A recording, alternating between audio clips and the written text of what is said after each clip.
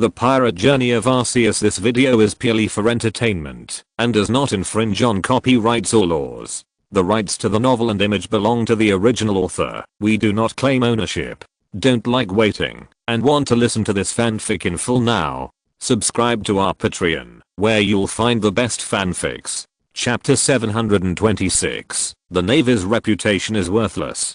Kaido, you did a great job. Not long ago, when the newspapers were circulated, Arceus quickly saw the intelligence brought by Shaina. The writing style was obviously the official writing style of the Navy. What is certain is that Kaido is fine, otherwise the newspapers would have publicized their victory. And the content in the photo is also very clear. The picture of Kaido riding the 8-headed evil dragon to retreat is still very clear. Kaido has also caused trouble in the past, but it was just a small fight, at most sinking a warship and making a big fuss in the branch. This time, most of the G1 branch was dismantled, and the impact was completely different. War is a money-burning sport. At this time, the 100 Beasts needs a huge amount of funds for future development. The 100 Beasts fruit is a huge tool for making money. Kaido's doing this may cause some bad effects. It was at this time that Shaina brought new news. Lord Arceus, Tizulo just sent a message saying that officials from the world government want to discuss something with him. Tell him to go without worry, nothing will happen. Tell him the place, go there if he feels something is wrong. Someone will pick him up.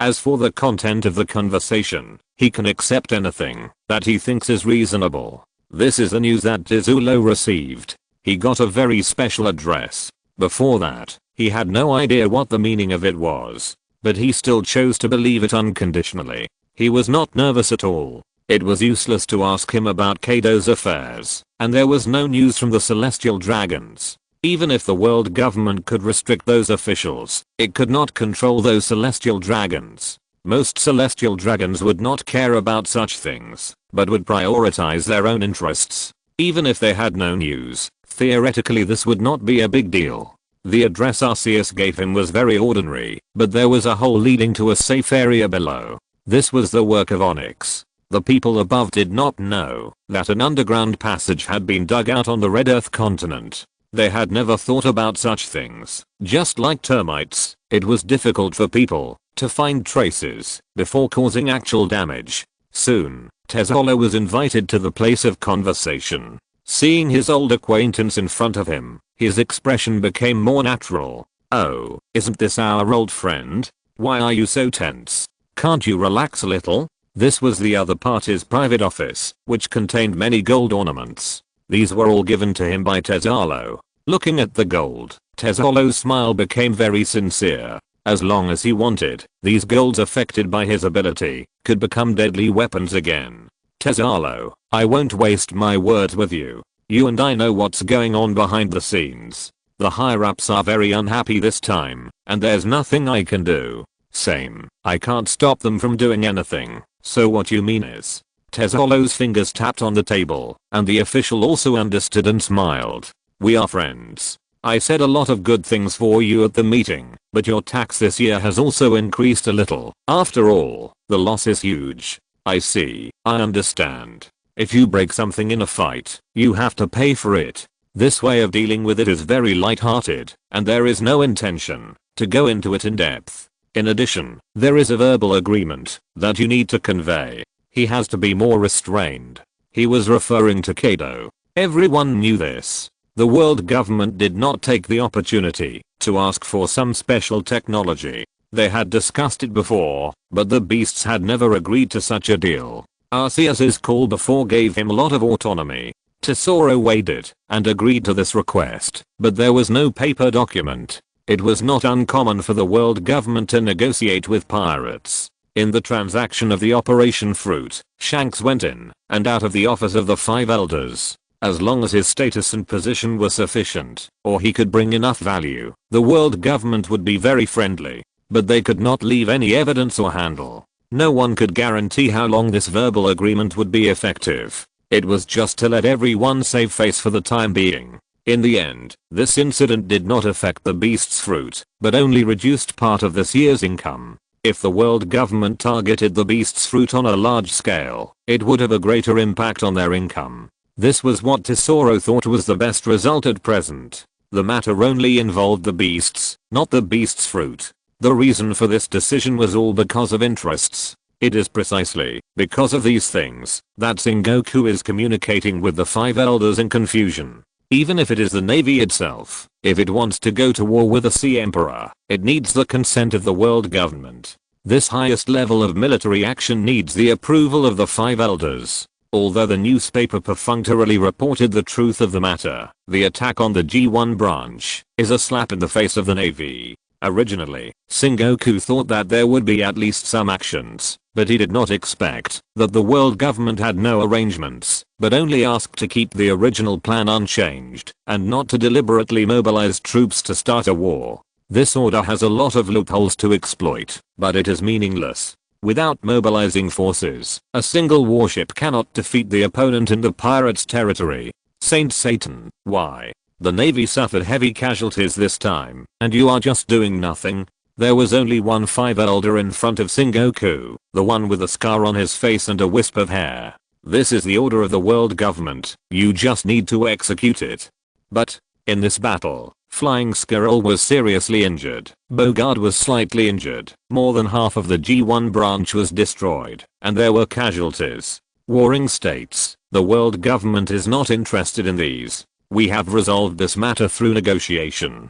The funds allocated to your navy this time are enough to rebuild to G1 branches, and the pensions of the personnel can also be doubled. The government does not want the balance to be broken at this moment, do you understand? Satan's eyes became unfriendly, and his tone became heavier, directly clarifying the final attitude. No celestial dragons were kidnapped. Although the casualties of ordinary soldiers were not small, there was no problem with the senior generals. Flying Squirrel himself was fine, but he underestimated the poison from the 8-headed evil dragon, so he was seriously injured and unconscious. Those ordinary soldiers were just a string of numbers in the eyes of the five elders. Subtract it, then add it back. They only handed over a part of it to the navy, which shows how much money the 100 Beasts fruit earns every year. Whether it is a world government or the celestial dragons' families, they are reluctant to give up this piece of cake, so they will negotiate. Yes. Chapter 727 Impossible. Absolutely impossible.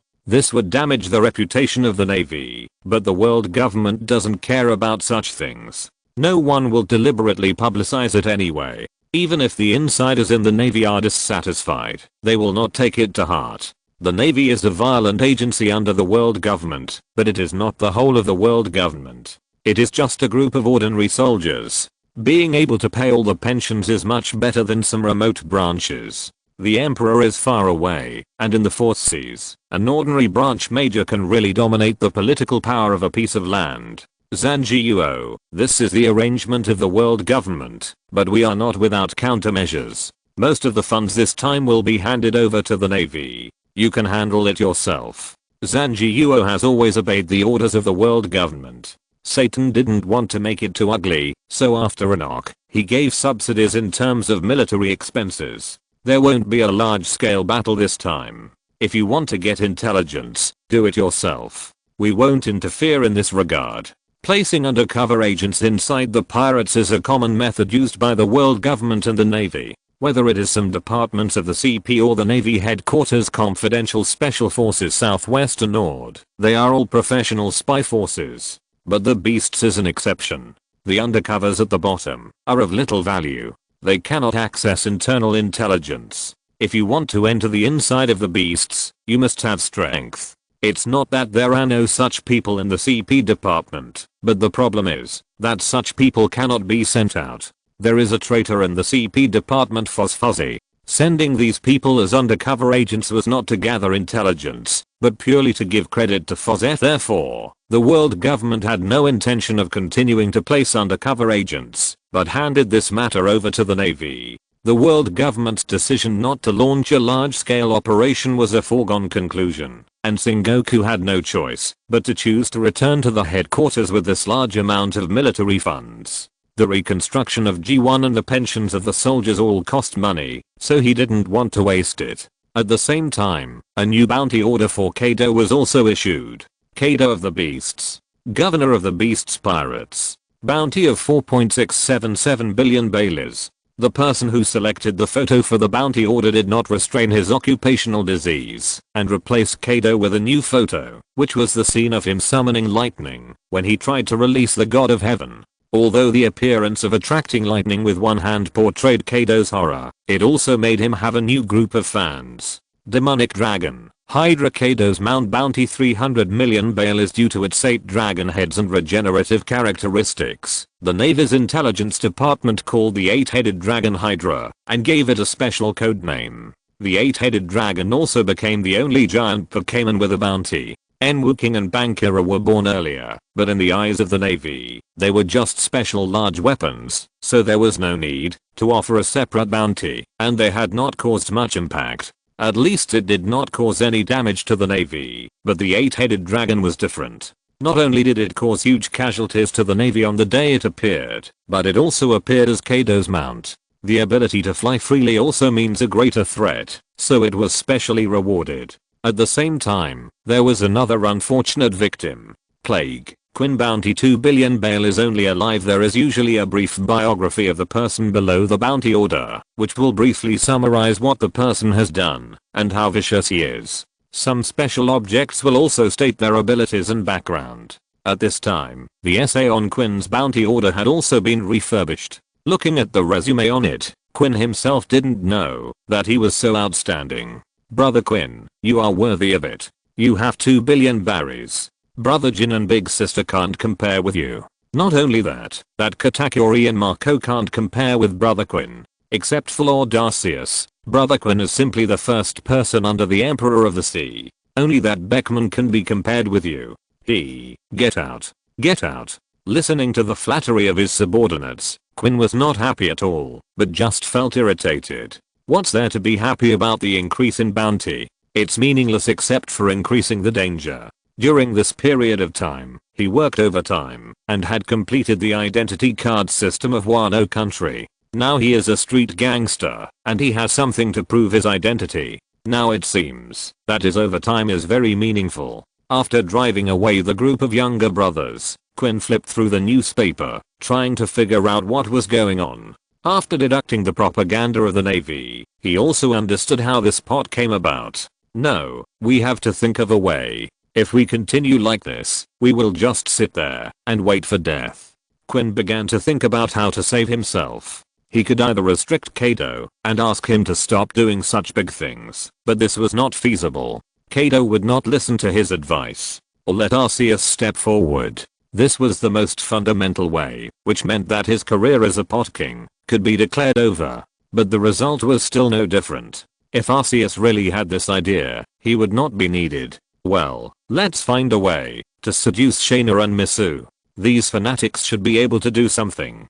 Quinn looked at the clear sky, but felt that the future was bleak. While his eyes were dull, some people's eyes were shining. Impossible. Absolutely impossible. There must be something wrong with your intelligence department. This thing can never be Quinn's work. That guy can't have this technology. Absolutely impossible. In Punk Hazard, Caesar Killen was very angry when he looked at the experimental data and analysis reports in his hand. His eyes almost burned. The 3 heads of the 8-headed dragon were sent here after being frozen for new research. By analyzing the blood contained in it, Caesar discovered something incredible. This blood contains a very special power. The body of the creature contains bloodline factors, which are the carriers of the power of the devil fruit. This is the component they found in the blood of the ability users. Both Caesar and Vegapunk have certain research results on this. However, the components of the devil fruit power in these frozen blood seriously exceed the standard. Rather than saying that some animal has eaten the devil fruit, this phenomenon is more like the devil fruit itself coming to life. If you're listening to this novel on a channel other than Fanfic World, it means they downloaded and uploaded it without effort. We cordially invite you to visit our channel, Mundo Fanfic Novelos. There you'll find the original version of this story and you can explore many other novels of various genres. We're waiting for you to immerse yourself in a world of incredible novels. Chapter 728. Kaido laid the foundation for the development of the Marine Air Combat Team. In the MADS research team, besides Vegapunk, Caesar Killing is the one who is most interested in devil fruits. He has been committed to studying devil fruits, but until now, he has not been able to replicate a complete devil fruit. Until now, all the experimental results were failures. The word devil fruit revitalization appeared in his mind. This is something he had imagined, but it was just a thought. There was no clue for this experiment, and it could not be carried out at all. Quinn was studying viruses at the time. Although he also studied the technology of bloodline factors, Caesar was confident that in the research on devil fruits, no one could compare to him except Vegapunk, let alone Quinn. Drive Caesar, please calm down. This is the result we got after careful analysis. Let those guys commit harakiri. You idiots have no idea how great this technology is. That useless fat pig can never do this. There must be something wrong with your intelligence personnel's brains. To be able to join MADS, Quinn must have the technology, but this is not Quinn's specialty. If he made a virus that he couldn't understand, Caesar could still understand it, but this devil fruit, this is our reasonable speculation. Although it is not certain, there is more than 90% probability. Seeing the person in front of him insisting on his opinion, Caesar's body became twisted, and the whole person was about to be gasified. The people in MADS are all very good at fighting. Although they are not the top ones, they can deal with most of the enemies. Vegapunk's mechanical clone, Judge's equipment, Quinn's animal body, and Caesar Killung's powerful natural fruit. Natural gas fruit. As a scientist, Caesar Killung's frontal combat power is not very good, but he has a good grasp of how to use the gas fruit. At least much stronger than Smoker, who is also a natural type. In his hands, the smoke fruit not only bullies the small fish in the first half, but also expands the area of attack. He was arrogant and conceited. Listening to what those people said, he even wanted to suck away the air around them to let them experience the feeling of suffocation. But when the experimenter next to him looked at him, he calmed down again. Oh, really? Why are you so stubborn? Forget it, leave the information, and do what you should do. Be careful not to step on any mechanism and die. Caesar cursed the two people from the bottom of his heart and gently. Although he had a bad personality, Caesar always maintained a warm personality in front of his subordinates, deceiving the trust of these assistants, so that he could do something special in the future. On the other side, Vegapunk was relatively calm. Although he didn't believe that Quinn could have such a big breakthrough, he was learning new experience in this research. Let the devil fruit come alive. Come alive. There are many things that the world government asked him to make, and a large part of them came from the beasts. Vegapunk always thought that those were the technology of the devil fruit. After analyzing and summarizing the data, the powers used by the beasts or special creatures are mostly lightning, fire, rock, plant, special barrier, laser cannon and other abilities. In Vegapunk's cognition, these should all be the power of bloodline factors. Otherwise, unless it is a miracle, such power cannot appear on a large scale.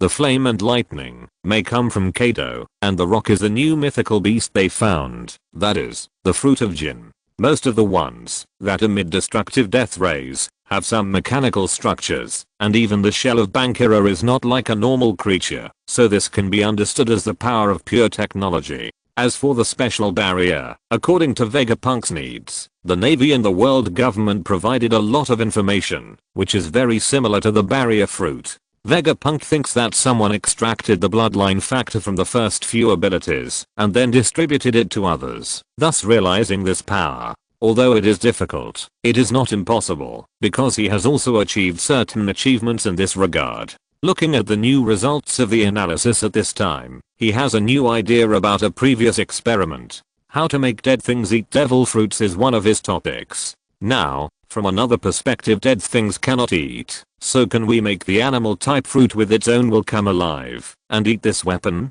The blood analysis of the 8-headed dragon made him determine the possibility of this matter, and he has already sorted out a complete experimental procedure in his mind. Quinn. Did I misjudge him? Doctor, don't worry about this matter first. How about that matter? Sengoku-san is very urgent. Next to Vegapunk's body, Borsalino was bored and grinding his nails with nail clippers. Unlike those agents of the world government, Borsalino and Vegapunk get along well, and even get along well. In Vegapunk's view, Borsalino is a Navy soldier who can communicate, completely different from some extreme people in the world government. Although he is a little older, like Kuzan, he uses Kizaru as his code name and becomes one of the 3 admirals of the same period. Such people also affect Vegapunk's attitude. It will take some time, but it will be soon. The composition of this blood is likely to speed up the progress. You have seen it. Marshal Sengoku wants you to breed similar creatures as soon as possible. At least they can fly for a long time, instead of those small dragons that can only fly short distances. Since the world is mainly composed of the sea, only the Navy has been developed. Even now, they have no idea of developing the Air Force, because there are too few enemies that can fly. But they are not without action. If there is a mount that can also fly and spit fire, it will not be so difficult for the flying squirrel to fight against the 8-headed dragon. And according to Vegapunk's experimental records, he has created creatures similar to flying dragons. It would be best if it can catch up with the 8-headed dragon. Even if it can't, it also needs a mount that can carry people at high speed and preferably can spit fire. This is Sengoku's request. He hopes that each branch and the warships that go out will carry such special creatures. It can be said that Kaido has changed the structure of the Navy for nearly 100 years with his own strength, and let the Navy add a brand new branch of soldiers for him alone, which is something that the Golden Lion could not achieve at the beginning. Because the Golden Lion's use of the fruit was rather peculiar, the Navy did not pay too much attention to it, nor did they target it specifically. This was a historic moment for the Navy, and Kaido became the great hero of this Navy reform. After all, it was because of him that the Navy was in urgent need of making changes. Okay, another chapter has been rushed out. If there are any typos, please click on them. I will correct them immediately if I see any. Chapter 729, Vegapunk's Little Thoughts, Blood of God.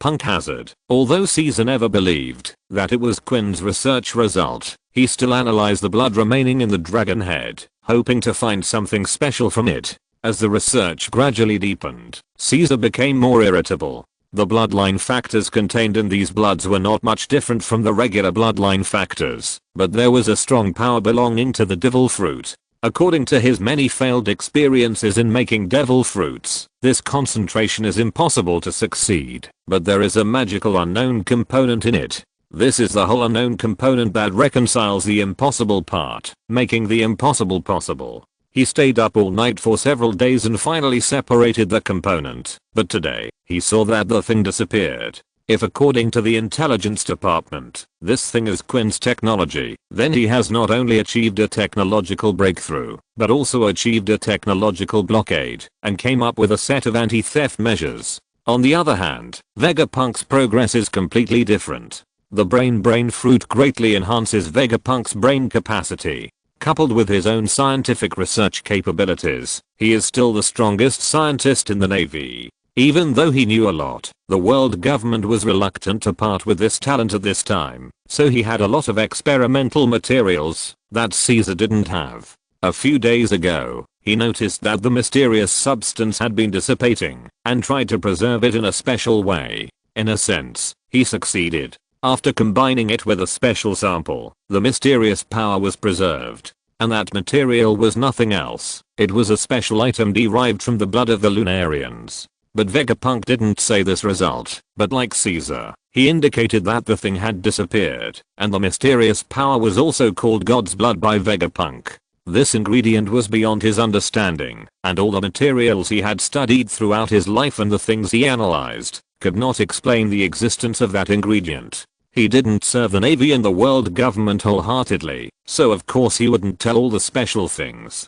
For example, the replica of the blue dragon fruit, the world government and the Navy only knew that it was a failure, but they didn't know that this failure was just a different color. In Borsalino's temporary office, he was patiently brewing tea. There were a few sheets of white paper on the table. He seemed to be practicing calligraphy. Compared with Kuzan and Sakaski running around on the sea, busy dealing with various problems, his life was extremely leisurely. And no one could say anything about him. His current mission was to protect the safety of Vegapunk and Punk Hazard, and to cooperate with some of Vegapunk's research.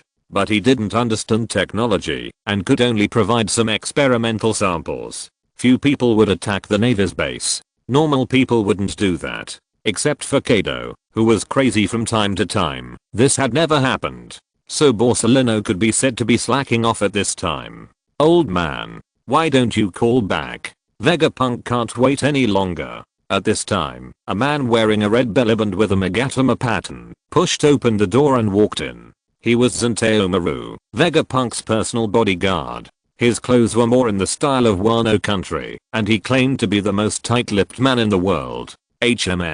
That's weird. I called back, but you didn't answer. Look, it's still being dialed.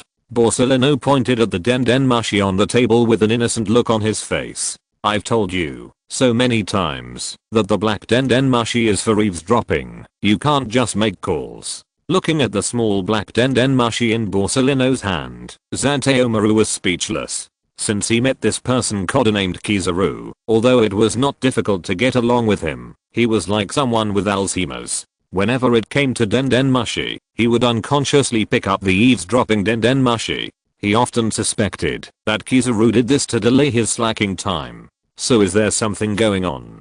Vegapunk didn't let me tell you. He said he wanted to give you a little surprise. The creatures the Navy needs have already taken shape. He asked me to take you over to see them and give them to the Navy. Although he was a scientist, Vegapunk was not old-fashioned and even a little naughty. It was just that he chose the wrong person to pass the message to. Zanteomaru told everything without realizing it, and he didn't find anything himself. Vegapunk chose this person as a bodyguard, probably for the purpose of leaking secrets in a reasonable way. In an underground laboratory of Punk Hazard, a huge flying dragon was being soaked in a strange liquid. This thing was not particularly complicated for Vegapunk. He was originally a successful example, but he was not that big and had no special abilities. He could only be said to be a flying creature. Now that he had the liquid of the 8-headed dragon for analysis, combined with the previous results, he got this brand new creature in front of him. It inherited certain abilities, but it was a degraded version of the 8-headed dragon. It only had a strong self-healing ability, but it did not have the other elemental abilities of the 8-headed dragon. Because strictly speaking, Vegapunk only analyzed the bloodline factor from the 8-headed dragon, and the power of Pokemon was a component that he could not analyze. Vegapunk did not have the ability to replicate the 8-headed dragon, but those high concentration devil fruit ingredients helped him a lot, allowing this dragon to have some of the power of the 8-headed dragon fruit. If its head is cut off, can it regenerate immediately? Yes, but it will take a long time, and it will die completely after 2 or 3 times. As for other abilities, the sample size is insufficient, so we can't do other analysis. By the way, the cost of making such a dragon is about enough to build 3 warships. You can figure out the weapons yourself. This size can carry the experimental type of the laser cannon, but that will cost 1 more warship. That is the weapon of Unit 01 that was simplified, based on the analysis of Kizaru's bloodline factor, and it has not been reduced at this time. It sounds powerful, but isn't the cost a bit expensive? You only asked me to make something, but didn't tell me the cost. If it is mass produced, the cost should be reduced. It's up to you, whether you want it or not. I'm going to do something else. Tell me when you decide. Vegapunk left here, and Borsalino reported the matter to Sengoku. The world government has delegated power, and Sengoku has to decide on this. After hearing the high cost, although it hurt, he still decided to produce it. Not to mention the full development of the Air Force, but facing that kind of monster, they must at least have some countermeasures. Chapter 730, The God Struggle in Wano Country. The Navy's warships are not pirate ships. The warships here refer to the main battleships of the headquarters. This kind of warship can deal with the small fish pirates in the 4 seas with only the main gun on the bow. As the standard equipment of the Navy, it has experienced the test of time and battlefields. The cost is not cheap. The biological weapon is 3 times the price of the warship, and the additional weapon ability is added. This cost is not cost effective, but there is no way. Kaido's thinking is unpredictable. Although he may not make trouble every day, they can't stand a few more flying monsters. At least they have to have some counterattack ability. According to the feedback from the flying squirrel and bogard on the battlefield situation, the most troublesome ability of the monster dragon is that it can fly freely. If they can also fly, it is not difficult to hold the opponent. Originally, the Navy adhered to the past fighting methods. Even the golden lion with the floating fruit only used giant islands to smash people, and never used the air advantage in this way.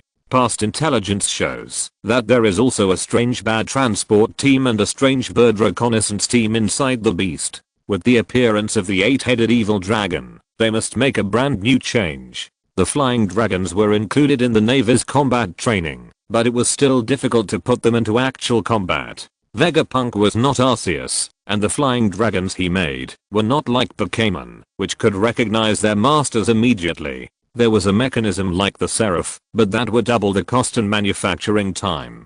The most important thing was that it was a waste of time and trouble, so Vegapunk ignored that point and left the trouble to the Navy to deal with. The Navy wanted them to join the battle sequence, and the first thing to do was to tame the dragons and make them obey orders. This was not a simple thing. They did not have the wisdom of Pokemon, but were simply artificial beasts. What the Navy wanted to develop had nothing to do with the beasts. At least, simply looking at the Air Force, they were already ahead of the Navy by an era. In Wano country, a special battle was going on. It was not a battle between the beasts and other forces, but a battle between the native residents of Wano country and several professions. Nowadays, the Pokemon grass god culture is prevalent in Wano country. Everyone hopes that their profession can also be protected by a grass god. Although they originally had things to worship, those invisible and intangible gods have fallen out of favor at this time.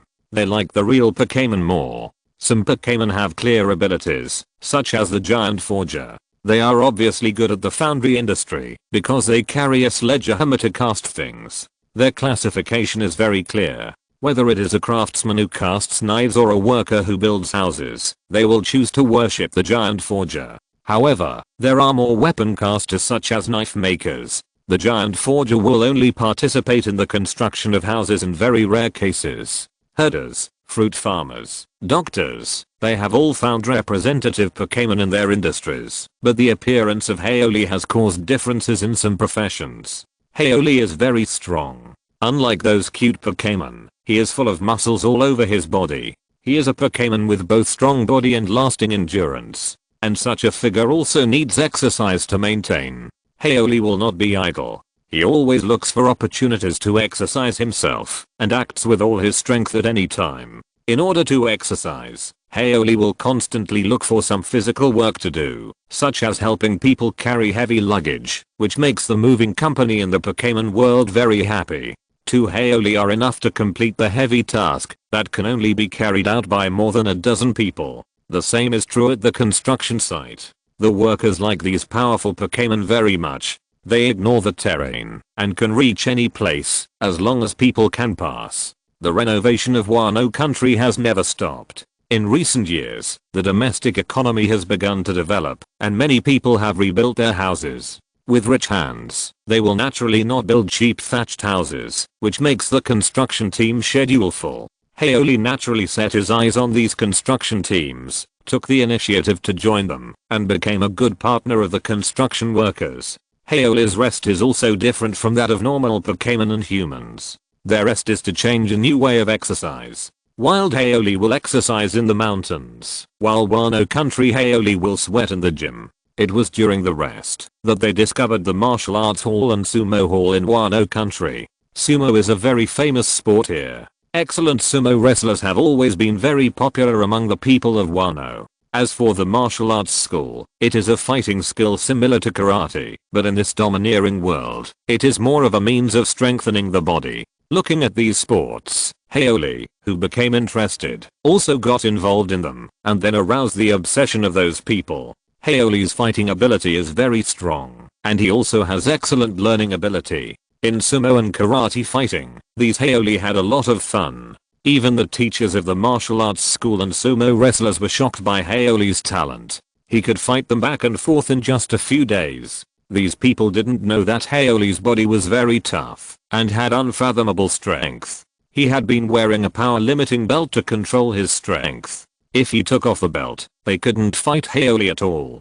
To be precise, in this case, there were not many players who could compete with Haoli in sumo. So, sumo wrestlers, karate members, construction workers, these people began to regard Haoli as the grassroots god of their industry, and the dispute began from this moment.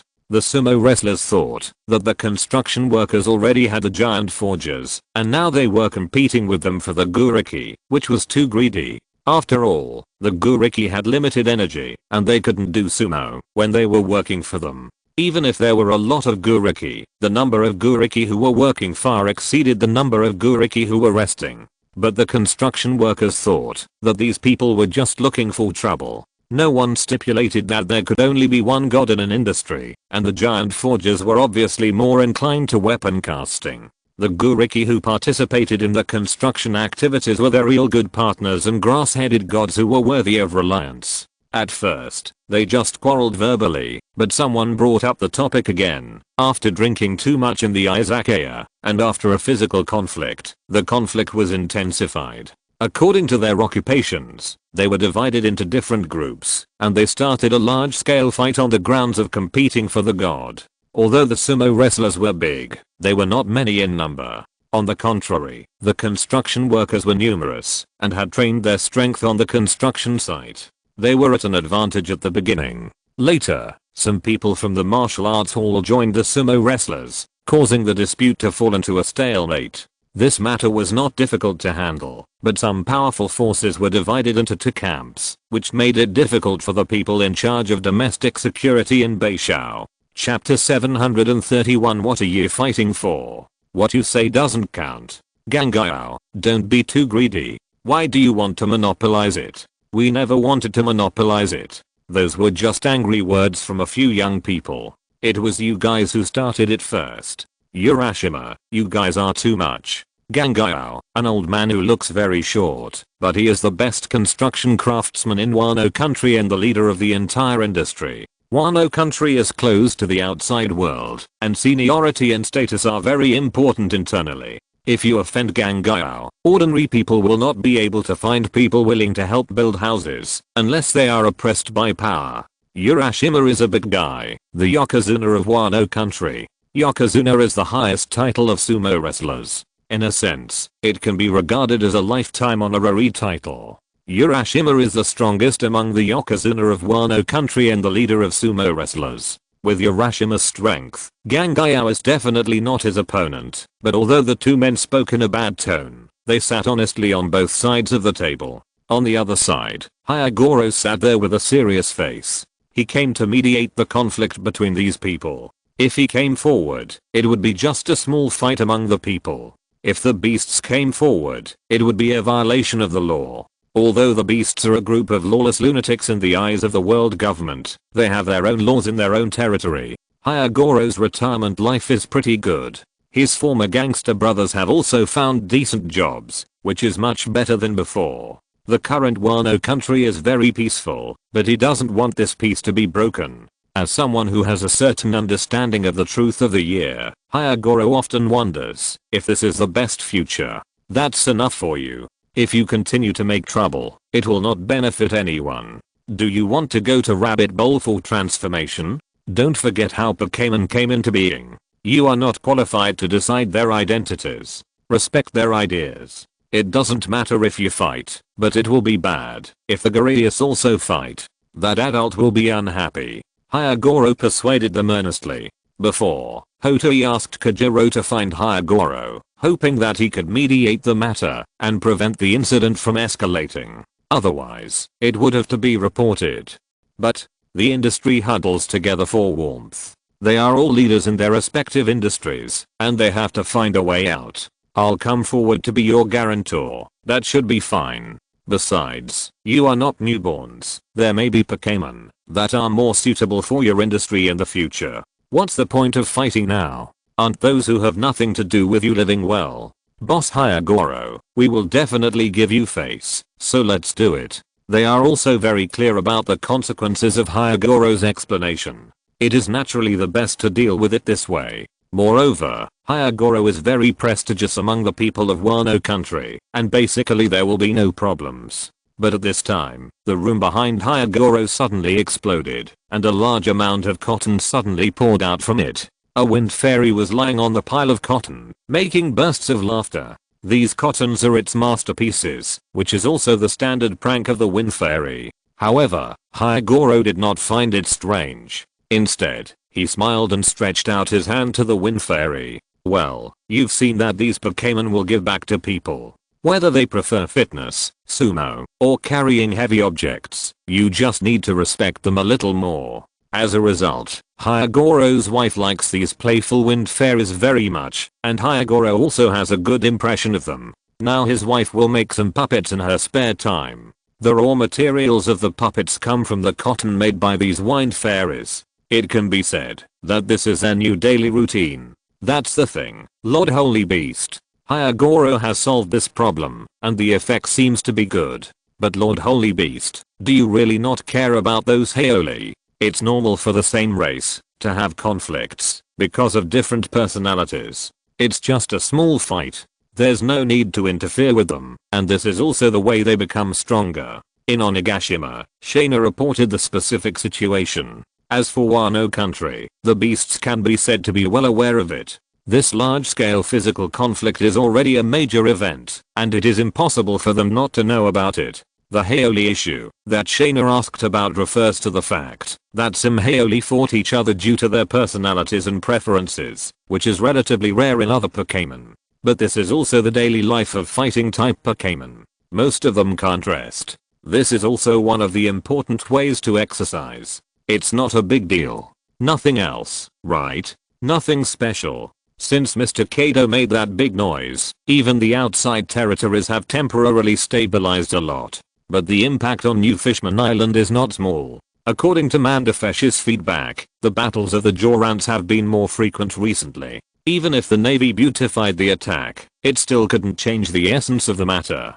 Kaido took the initiative to attack the Navy branch, which is very rare on the sea. This crazy behavior is incredible even for pirates, and it can be regarded as a slight deterrent to those villains, allowing the territory of the beasts to enter a period of stability temporarily. The rest are trivial matters. Lord Saint Beast, are you going to prepare for the next voyage? Okay, Godfather. I'm going out first, and will be back in a while. As soon as Arceus finished speaking, Yamato's head suddenly popped out of the door, and after saying this, she ran away with her cloud bag, without even staying for too long. Now she has the qualifications to freely control her own path, and the reason why she is so anxious is not for anything else, but to escape. According to her analysis of Kaido's personality and the speed of the 8-headed dragon, Kaido should return to Wano country within the next 2 days. Through the newspaper, she was sure that Kaido must not have had enough fun, and a few hours were not enough for him to play.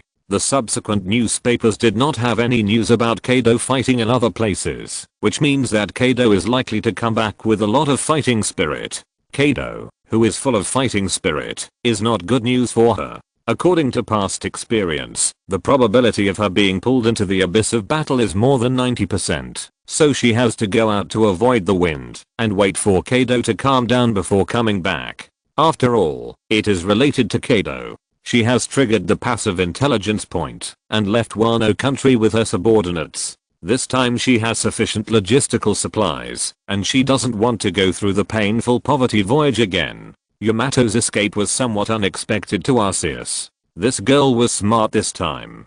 He also found the one who liked sumo the most among the Guriki tribe, and planned to make something special to make Kaido quiet down for a while. Chapter 732, Holy Mountain and Pilgrimage Road. The strange power evolved under the magnetic field. There are also individual differences in the group of Haoli. It is not surprising that a Haoli who does not like fighting is born in a warlike group. However, compared with this rare situation, it is easier to find an individual who is best at fighting and immersed in fighting from an entire group. The location is still the top of Fujiyama. Compared with more than 10 years ago, there have been more changes here. The overall look is similar to a temple. In addition to the stone pillars left in the trial space, where the black and white dragons were created, there are also many stone statues here. On the way here, you can also see some people climbing Fujiyama. In the past, no one would do such a thing in Wano country. Even if you climb to the top of Fujiyama, it has no meaning. But now it is different. This behavior has become a pilgrimage behavior of the Arceus cult. If you trace the roots, it is the spread and development of the doctrine of Misu. They are using their own efforts to express their respect for God. Magikarp will cross the upside down mountain, cross the sea, and cross several dangerous seas to get here. Even with the leadership of Gyarados, the journey is full of hardships for them. Although the road for these ordinary people is not as dangerous as the sea road for Magikarp, climbing Fujiyama is also a very difficult journey for them. However, everyone who climbed to the top of Fujiyama claimed that they had seen indescribable beauty after returning, and their souls were as cleansed as if they had been cleansed, and their old physical illnesses would also be cured. This is because the environment at the top of Fujiyama has changed due to Arceus' transformation. This can be regarded as a supernatural environment, a low-profile version of the kingdom of God, and ordinary people will indeed have certain benefits here. Fujiyama also has some special meaning for Wano country, but this meaning is no longer remembered by anyone. At this time, it has become a holy mountain in the records of the Arceus cult. Even the aboriginals of Wano country have mostly forgotten the past. This is Takamagahara where the gods really settled. Compared with the previous legends, they believe more in what they see. The pirates of Onigashima are more pragmatic. Most of them want to establish new achievements on the sea. Most of those who climb this mountain are ordinary believers who do not participate in armed disputes. For them, the luckiest thing is to see the figure of Arceus in the clouds during the climb. They believe that this will bring more luck. This is also a special environment for Pokemon. Arceus used the lightning slab as the source to change the magnetic field in some areas on the top of Fujiyama. The specific magnetic field can affect some Pokemon and allow them to complete their evolution. For them, this is the communication place in the game. There are no restrictions on evolution. This place has always been open to all Pokemon. Pokemon that need special magnetic fields can come here to complete their evolution, but some Pokemon don't like to evolve. Although evolution will bring stronger power and the overall strength will inevitably increase, it will also bring some bad aspects. For example, Squirtle will lose its flexible posture after evolution, and Geodude will not be able to float in the low altitude after evolution. Some Pokemon are extremely resistant to evolution because they are used to their initial form. Of course, this Haoli is very warlike and yearns for evolution. It is proud to be the first member of the tribe to evolve. Due to the height problem, there is still a lot of snow on the top of Fujiyama at this time. After leaving footprints on the snow, the Haoli gradually walked into the center of a giant stone formation, where its body was gradually wrapped in white light. Soon, a Pokemon with 4 arms and similar to humans appeared here. It belongs to the category of Pokemon with super strength, Gorilla. This type of Pokemon can be said to be classified based on super strength. Compared with Gorilla, the red marks on its arms disappeared, and it has an extra pair of arms on its back. The 3 tile-like protrusions on its head are retained, and the face is shortened. While retaining the appearance of Gorilla, it is also closer to humans, and has an extra pair of thick sausage mouths. What remains unchanged is their golden belt. This power limiter is also very important for Gorilla. Since the evolution of wrist strength, this belt has become an important part of them. In order to live a normal life and exercise better in the future, their own energy eventually generated this belt, and the lower body also retained the pattern of black underwear. By the way, whether it is a male or female gorilla, there is no difference in their upper body. Only gorilla can distinguish the gender of the other party from the black pattern.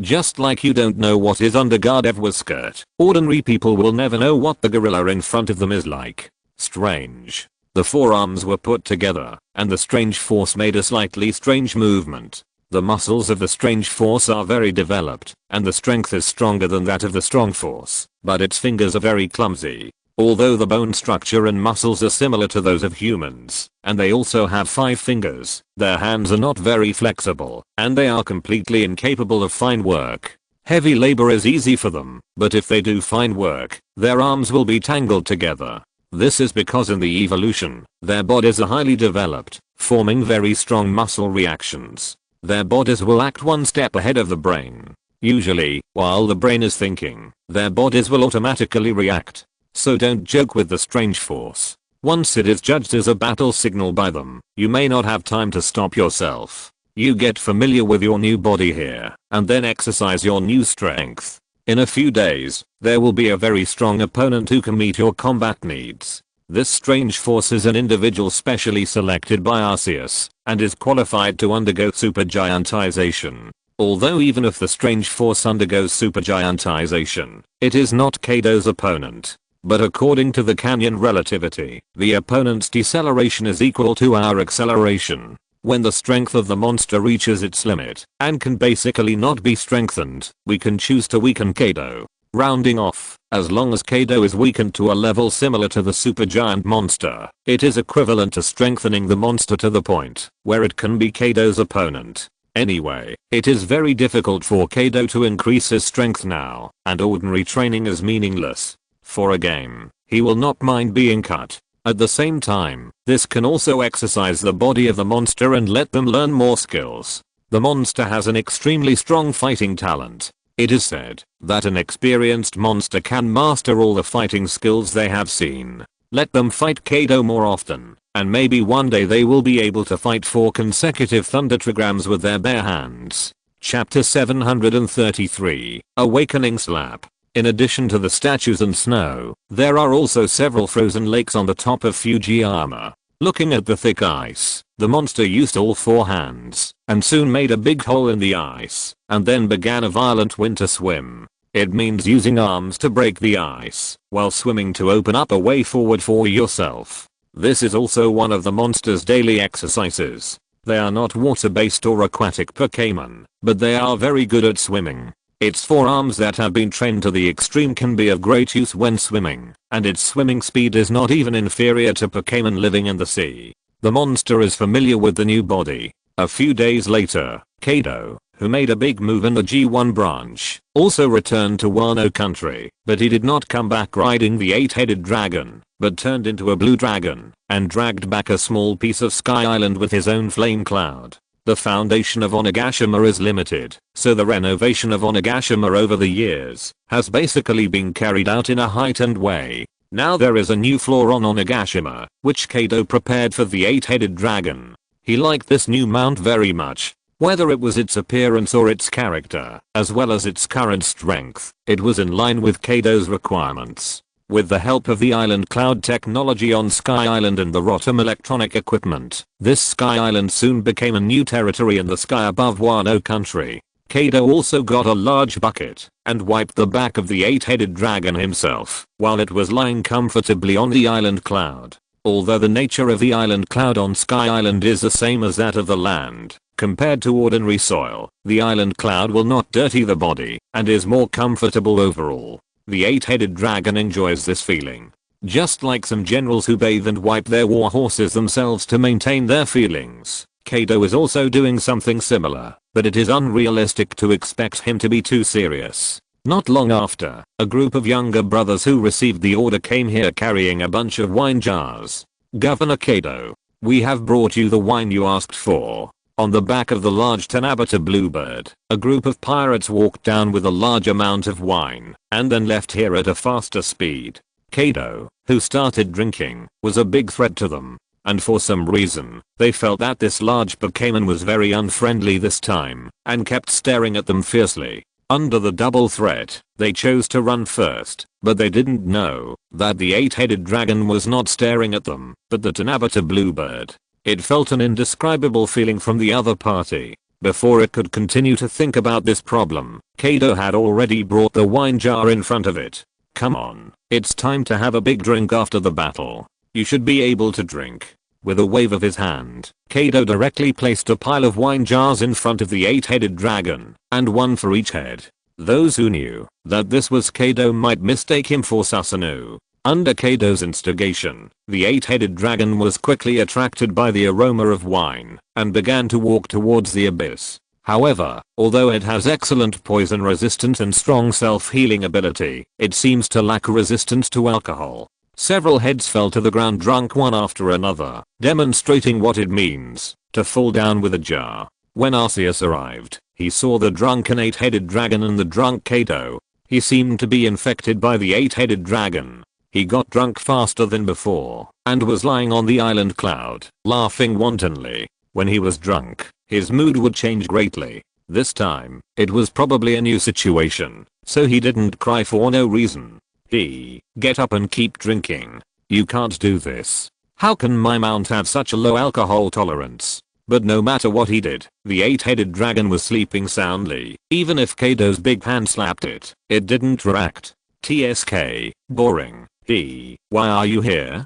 Have you finally decided to have a big drink? But you have to wait. I'll go check Yamato's results first. Looking at Arceus who appeared, Kaido seemed to see a new drinking buddy, holding a wine jar, and drunkenly walked over and talked about his plan. It can be seen that Yamato's move was correct. She successfully protected herself by slipping away in advance, although it was only temporary. But before Kaido did anything, he understood the power of the fighting type slate. You have recovered your not so wonderful power. Do you know how difficult it is for me to get drunk? Feeling the awakening in his mind, Kaido frowned. He had been awakened in battle many times before, but this was the first time he woke up so thoroughly. You get drunk every day. Is that difficult?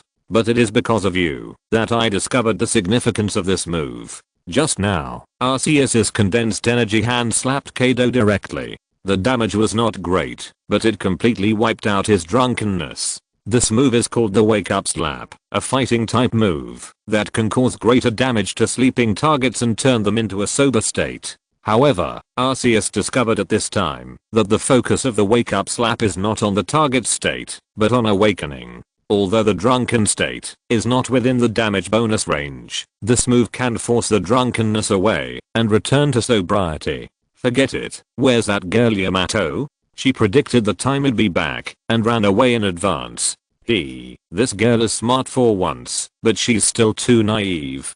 To Kaido, Yamato can escape, but not the temple. Unless there's a reversal in combat power, Kaido can do it again when he gets angry. You made too much noise before, and Tesoro is in some trouble. This will affect your future plans. No, I know the Navy better than you do. They won't turn against each other because of this. A big battle is good, but before the main course, we have to find some dessert. Anyway, you should be quiet for a while. I just found a new opponent for you. With these things, you should be able to have a good fight. As he spoke, several gold belts were thrown to Kaido. They were specially strengthened power limiting belts, but for Kaido, one might not be enough, so Arceus prepared 3 directly. In addition to the belt on his waist, he also wore limiters on both arms. What do you feel? The feeling of having your power suppressed. Why didn't you take this thing out earlier? With this, I don't have to be restrained when training with Yamato. This is the power I just found.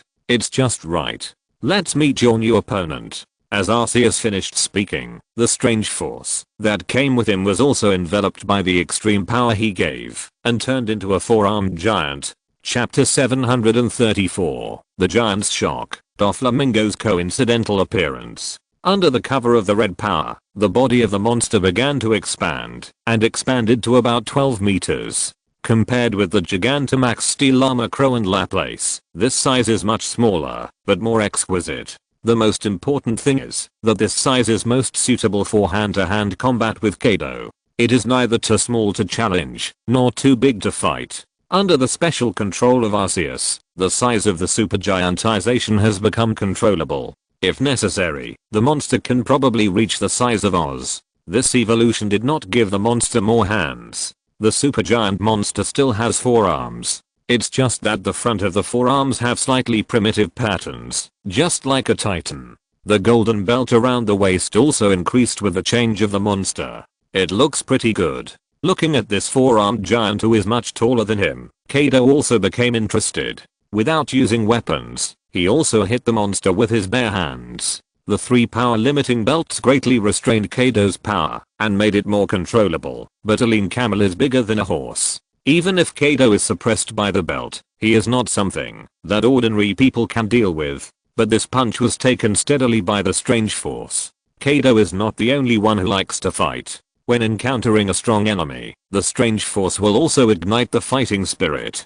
Just one punch made the strange force understand the quality of the enemy in front of him. Especially this man was wearing 3 belts. One arm blocked Kaido's attack, and the other 3 arms also swung up. The 4 arms of the strange force were both offensive and defensive, and there was almost no dead angle in hand-to-hand combat. The strange force's arms almost swung out after images. This is the ability brought by the strong muscle reaction. It can swing countless fists in the instant before thinking. Aha, it's really good strength. It's qualified to be a sparring partner. Kaido is still the same as before, using his body to experience the opponent's strength to judge whether he can be a qualified opponent. At present, it seems that the strange force meets his needs. After all, the strange force's body contains powerful strength. If all are released, the strange force can push a mountain with the strength of only 1 arm, and the 4 hands can punch extremely powerfully together.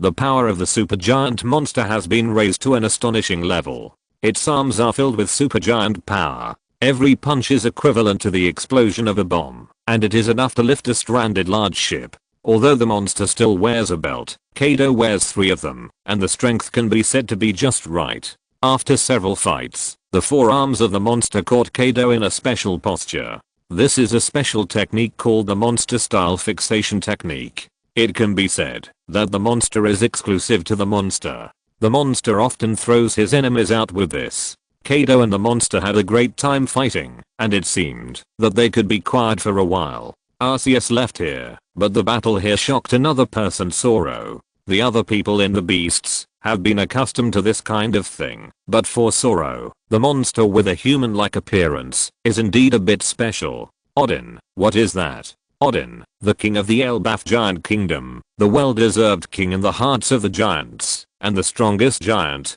When Zoro said this word, it showed the shock in his heart. He was a former vice admiral of the navy and a good friend of Kuzan.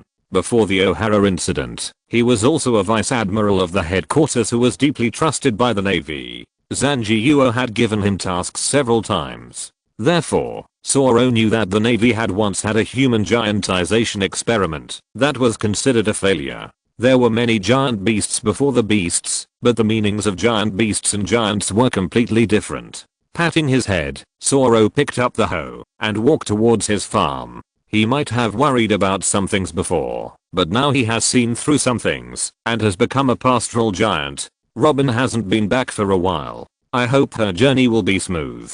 At this time, Robin, who Zoro was worried about, was on an island to find out some secret information.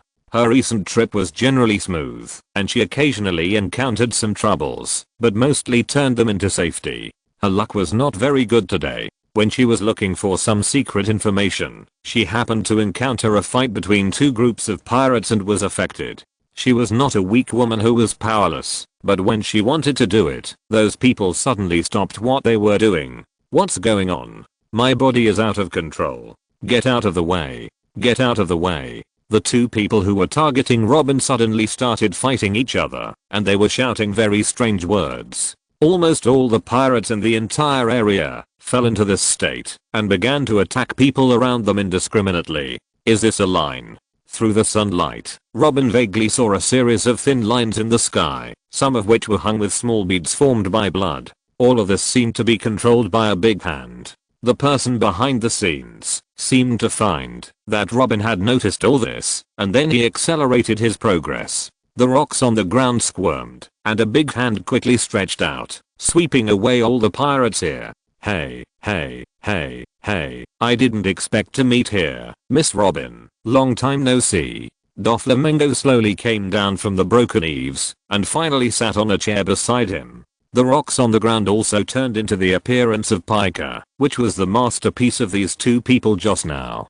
Don Quixote Doflamingo? Why are you here? Looking at Doflamingo in front of her, Robin's expression did not change. She was one of the few people who knew that she had the flag of the beasts. With his personality, he would never offend the monsters in the new world. Don't be so vigilant. We can be considered partners now. This is an exaggerated flattery, because Doflamingo is just a relatively good healer. There are many such people in the beasts, and they are far from being partners. As for why I'm here, I'm just fulfilling my duties as a Shichibuke. After all, we have to eliminate some pirates to report to the navy. Of course, we only eliminate these guys. Now he has a series of titles. Over the years, he has been developing the family's dark line. At this time, he has become a well-known middleman in the underground world under the name of Joker. At the same time, he has become one of the 7 warlords of the sea under the nickname of Yasha. As he said, the establishment of the 7 warlords of the sea was to check and balance pirates, so he had to eliminate some pirates from time to time. As for meeting Robin, it was really just a coincidence. Hey, Miss Robin, we are destined to meet. After all, it is because of you that I can get in touch with the beast. I have a message for you today, but I don't know if you are interested. 3 more point JPG. If you're listening to this novel on a channel other than Fanfic World, it means they downloaded and uploaded it without effort. We cordially invite you to visit our channel, Mundo Fanfic Novelos. There you'll find the original version of this story and you can explore many other novels of various genres. We're waiting for you to immerse yourself in a world of incredible novels. Chapter 735, Doflamingo's Gossip. Meeting Nico Robin here was a complete coincidence for Doflamingo. As he said, he was just hunting some pirates and fooling the navy. This was not just him. All the 7 warlords of the sea were doing similar things. This was also the significance of the establishment of the 7 warlords of the sea. Although their existence was intended to check and balance the increasingly powerful Sea Emperor, it was basically unrealistic to expect them to fight the monsters in the New World. Even the world government restricted large-scale wars for the sake of the so-called balance. The so-called checks and balances were completely verbal checks and balances. They were more about cleaning up the seas at their doorsteps and fooling around with the navy. Moria in the Devil's Triangle, Crocodile in Alabasta, Jinbin Fishman Island, Hancock and 9 Snakes, they all cleaned up some pirates regularly in their own ways. The most special one was Hawkeye, who would not do anything most of the time, but might be chased to the ends of the earth by him because of some accidents. Compared with the 7 warlords of the sea, Doflamingo was the most special one. His territory was in the New World, and there were a lot of pirates outside, and he might be the affiliated forces of some Sea Emperor. So when he was fooling the navy, he usually came to the front half. Anyway, Dressrosa was not far from the front half, and he happened to meet Nico Robin on the island. Recently, the beasts have been in the spotlight. After the official intelligence of the Navy, Morgan's newspaper also disclosed the situation of G1. With his personality, he would not miss such an opportunity to attract attention. As for where he got the photos and information, there were too many people who saw the incident, and the world government did not deliberately keep it secret, so some of it naturally spread out. Through 2 newspapers and his own unique information channels, Doflamingo roughly figured out what happened. This made him understand that, if he wanted to mix in the underground world of the New World in the future, he had to have a friendly relationship with the beasts. Today's New World seems to have 7 kings of the underground world, but those 6 people combined are not comparable to the beasts. They don't have the military force that gives the navy a headache, and they don't have terrifying biotechnology that can make the world government downplay it. After doing that kind of thing, there is one thing in common between the first time he met Nico Robin and this time. That is, there are some things from ancient times here. He can boldly speculate that the other party is exploring something related to history. This is a risk-free gamble. If he wins, he can gain a lot of things, and if he loses, he will not lose anything. What? Let's talk about it somewhere else. This is not a place to talk. Doflamingo took the lead and left here with a slightly arrogant step. Since Robin has become curious, it is not so easy to extinguish it. On the pirate ship of the Don Quixote family, after the family members prepared tea, they left here at the signal of Doflamingo. What? Did you find what we want? You should have a stable channel for trading now, right? Hey,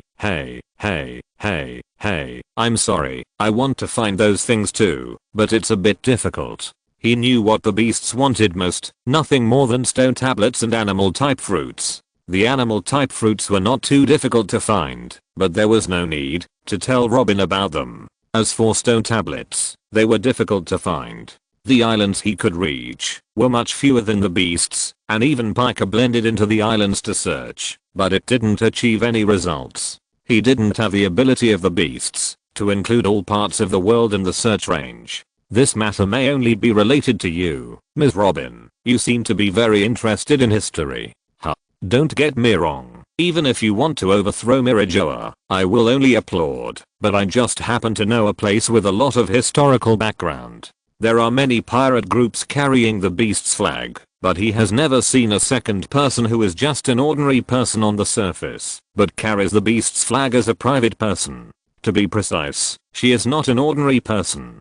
Doflamingo has quickly integrated into the underground world of this new world in recent years, and has also learned some secrets. Nico Robin is a woman with outstanding business ability. With her, most of the business of a company or force can be handled in an orderly manner. She is also very talented in negotiation. There is only one problem. The forces she joins usually do not survive for more than half a year and always encounter accidents. There is no evidence that she has any problems, so there have always been people who do not believe in evil and try to absorb this talent. But for Doflamingo, all this seems very reasonable. The person in front of him is a member of the beasts. No matter which force she joins, she cannot join sincerely. At best, she is an undercover. Although the undercover will do his best to help this force in order to achieve his goals, and it is very useful, but when the undercover acts, the impact is very serious. Some people have suspected that she has problems, but they are tempted by her ability and feel that they can control this woman, so she can be said to be very successful. The Black Widow of the underground world. This title has already gained a certain degree of popularity. Some people think that this is her destiny of killing the boss, while some people think that she is hunting those people and have made different interpretations of this title. Doflamingo has no opinion on this. He doesn't want to offend the beasts at all. Speaking of history, we can't avoid the mysterious 100 years. This is something that the world government has banned, but Miss Robin, you have to know that there is a group of people who have experienced that era and have continued to this day. Celestial dragons? Why do you think Mirajoa is safe? No one knows O'Hara's identity. Those who know about this all live on Onigashima, so she doesn't care about talking about history. Doflamingo's hint is obvious enough. The only ones who have continued from 800 years ago to the present are the Celestial Dragons. It's just that the Celestial Dragons live in Mirajoa, which is not convenient for her to move. No. The descendants of the 20 kings who formed the world government 800 years ago have become a privileged class that dominates the world. However, only 19 of these families live in the holy land of Mirajoa. One family did not move to Mirajoa. Doflamingo spread out a map and pointed to a country in the first half of the Grand Line. One of the 20 kings, the Nefertari family, refused to move to Mirajoa and insisted on staying in their original kingdom. The name of this country is Alabasta. Why do you know this? Hey, Ms. Robin. Everyone has to have some little secrets, but I can guarantee that these are all true. Chapter 736 Nefertari and Alabasta. Outsiders don't know about this. Even most of the people in the world government don't know who the missing royal family is. But Doflamingo is different. As a former celestial dragon, he has countless intelligence that outsiders don't know, and this is his capital. He knows what the world government is like, so he uses the heavenly gold to exchange for the identity of the 7 warlords of the sea, and uses the secrecy of that to guarantee his position. Since he was rejected to return, he has hated all celestial dragons. Under appropriate circumstances, he doesn't mind pushing the table, but he won't come to the front, just wanting to be the person behind the scenes. And if he remembers correctly, Crocodile seems to be doing something big there. Although it doesn't do him any good to cause trouble for him, it's not bad. He doesn't believe that the Sand Crocodile is really a national hero. Today's 7 warlords of the sea are all very cunning, or they used to be very cunning. At the very least, they have their own think tanks around them. If you are interested, you can stay here. I can send you to an island with convenient shipping. I also have a way to get the permanent pointer of Alabasta. If not, just pretend I didn't say anything. Doflamingo is a person who likes to invest. Although many investments are forced, he still likes this kind of investment without cost. Then I'll bother you. Hey, it's good to be useful, but don't you plan to say hello to your companion next to you? The topic he didn't want to talk about was discovered. After dismissing his younger brothers, his observation haki covered the nearby area and discovered the life form outside the cabin. It's just that he didn't make it clear until now. Now it can be regarded as a cooperation reluctantly. He also expressed his strength in this way. Little lizard. Robin called out lightly. She had never dealt with the 7 warlords of the sea, but if these people had no strength, they would not be worthy of this position. In the corner, an illusory figure appeared for the first time. A figure wearing a cowboy hat and dressed like a western cowboy appeared here. During her travels, the little lizard also evolved from the stage of becoming a lizard to a 1000-faced chameleon. However, after the evolution, there was a little trouble. As 1000-faced chameleons, the little lizard and Elizabeth were too similar. There was almost no difference, except that they could not change their forms. And Elizabeth was the partner of the Phantom Disaster, which was well known in the New World. Due to her own fighting style, Elizabeth's reputation was not particularly prominent, and most people outside the New World did not know much about her. Only the pirates in the New World knew that compared to the Phantom Disaster alone, the Phantom Disaster with Elizabeth was the real killing machine. So the little lizard dressed himself up. In addition to the cowboy-like style, he also wore sunglasses on his face. In this world, where face blindness is very serious, most people can't recognize what its body is. Moreover, the ability of the 1000-faced chameleon to be invisible can also be extended to its own underwear. After all, the prototype of its mother is a local basilisk lizard, and the ability can affect clothes, which is very common here. It's really a terrifying biotechnology. After carefully observing this creature, Doflamingo came to his own conclusion. The blindness in this world is very serious, but Doflamingo is different. He is still very normal in this regard, and because the sunglasses are his true body, he has a higher ability to distinguish faces wearing sunglasses. The outside world's cognition of the beasts is a powerful biotechnology. When a similar creature appears, this subconscious influence usually plays a big role. These other things. Get them here, as soon as possible. Understood, Badov, do we really have to do so much for that woman? Pike's shrill voice rang out. He didn't quite understand why Doflamingo did this, preparing the permanent pointer, sorting out local maps and intelligence. The cost of doing so was not high, but it was very time consuming. It doesn't matter who she is. This person has a close relationship with the people of beasts. Piker, can you give the family symbol to someone else besides me? No. That's right. She has the flag of the beasts, and is very special. Even if it's not Kaido himself behind her, she is a powerful person inside the beasts.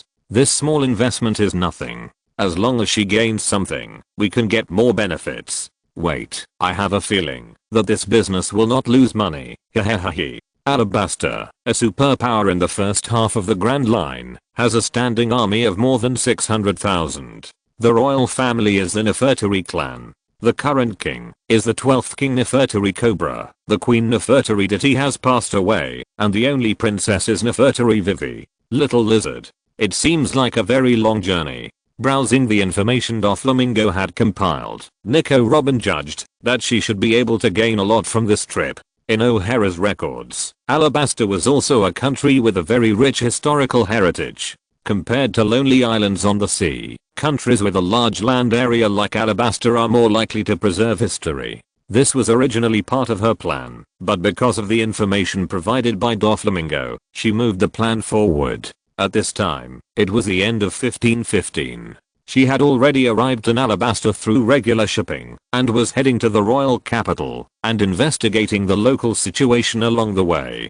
People outside could not believe it all. Although Doflamingo provided a lot of information, she still reconfirmed it through the way of the beasts. This was the third check, and she collected the most timely information from the local area to prevent any accidents. Although Crocodile had arrived in Alabaster at this time, he had not yet launched any action. The Baroque Works was just a gathering place for pirate hunters. Alabaster was peaceful. Although it was a desert country, relying on the oasis, the national economy was also well developed. According to Doflamingo, those secrets should be the secrets of the royal family's inheritance, and only the royal family knows those news. So her first goal now is to sneak into the palace, which is the most effective way to get close to the royal family. Looking at the news of recruiting court teachers in the local newspaper, Robin has made certain arrangements for the future, but first, she has to deal with the troubles in front of her. Little lizard, you figure out how to deal with them yourself.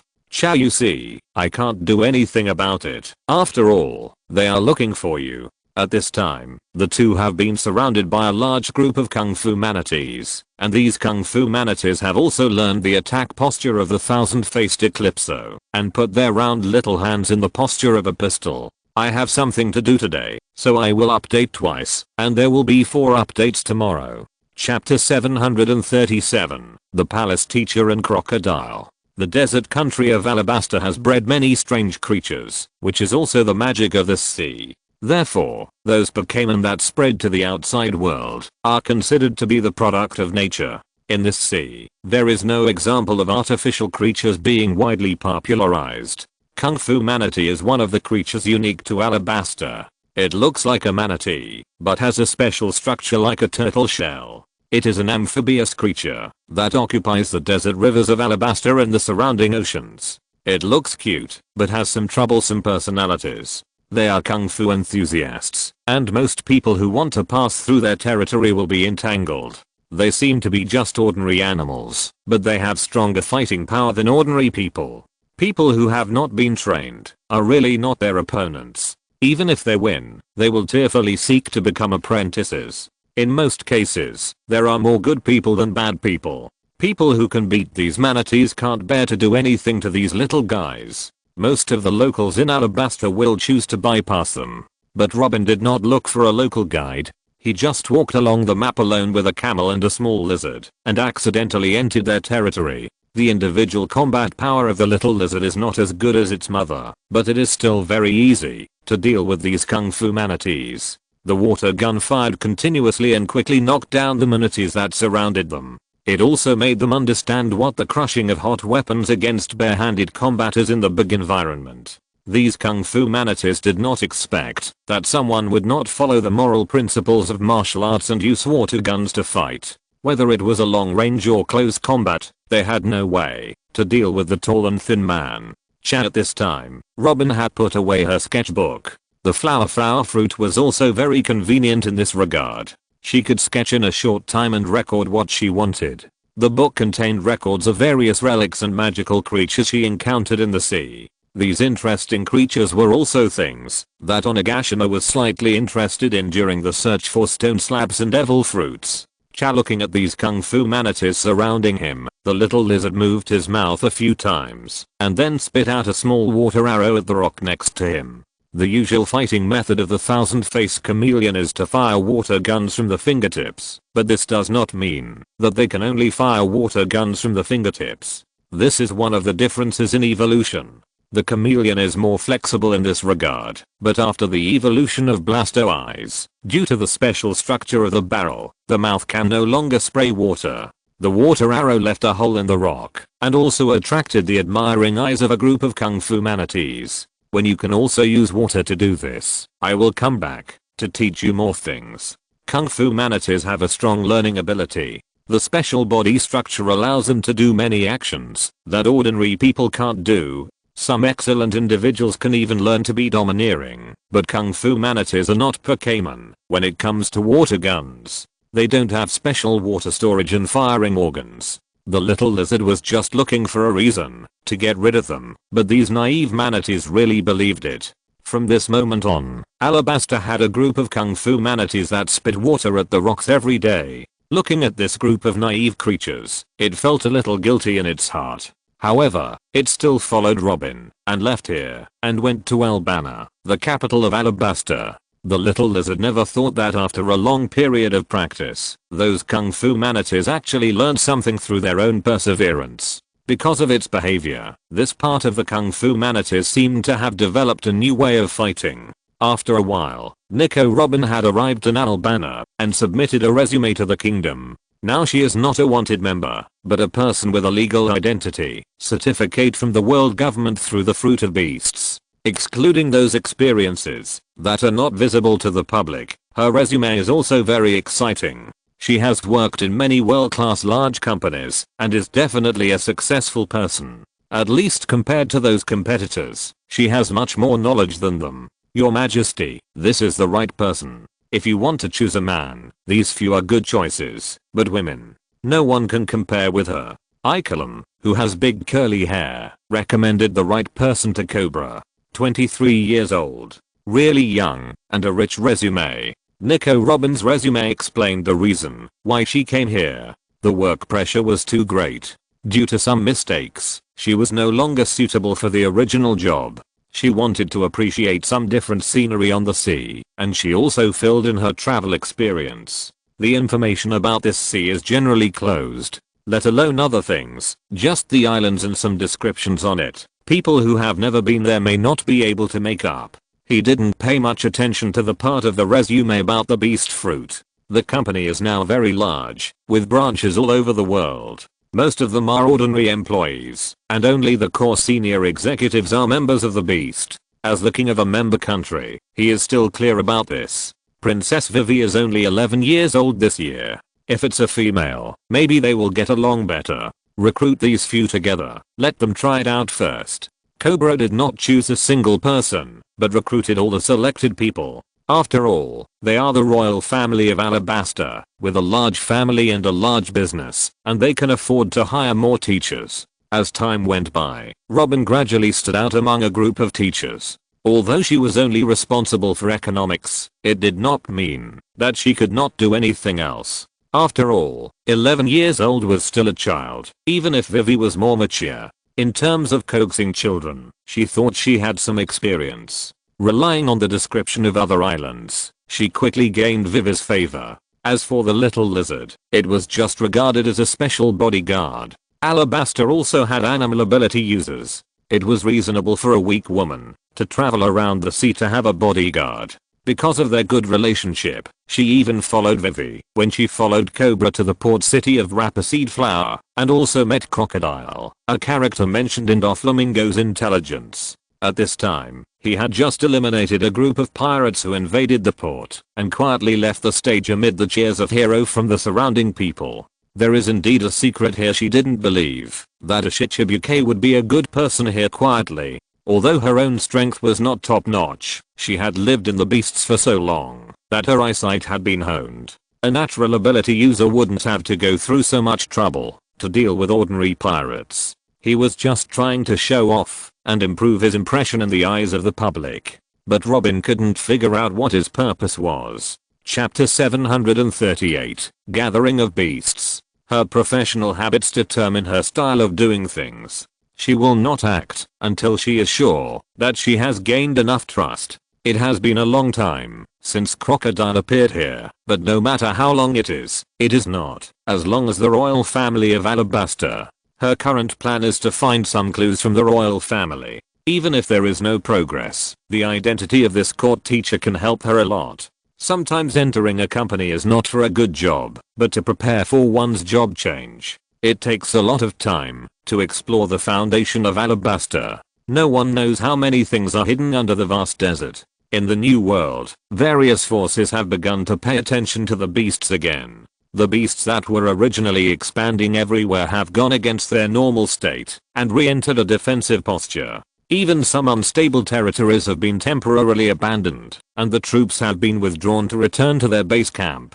Captain, are we winning? Looking at the retreating pirate ship, the pirates who originally occupied the island were overjoyed. It was something worth showing off, that they could make the beasts retreat. Maybe? Let's observe for a while. If they really leave, we can have a party to celebrate. Idiots. Do you think this is a good thing? Before these people finished speaking, a member of another pirate group next to them made them understand what reality is. He is no different from these pirates. They are all pirates who did not join the Sea Emperor and huddled together in the New World, but he has lived in the New World for a longer time.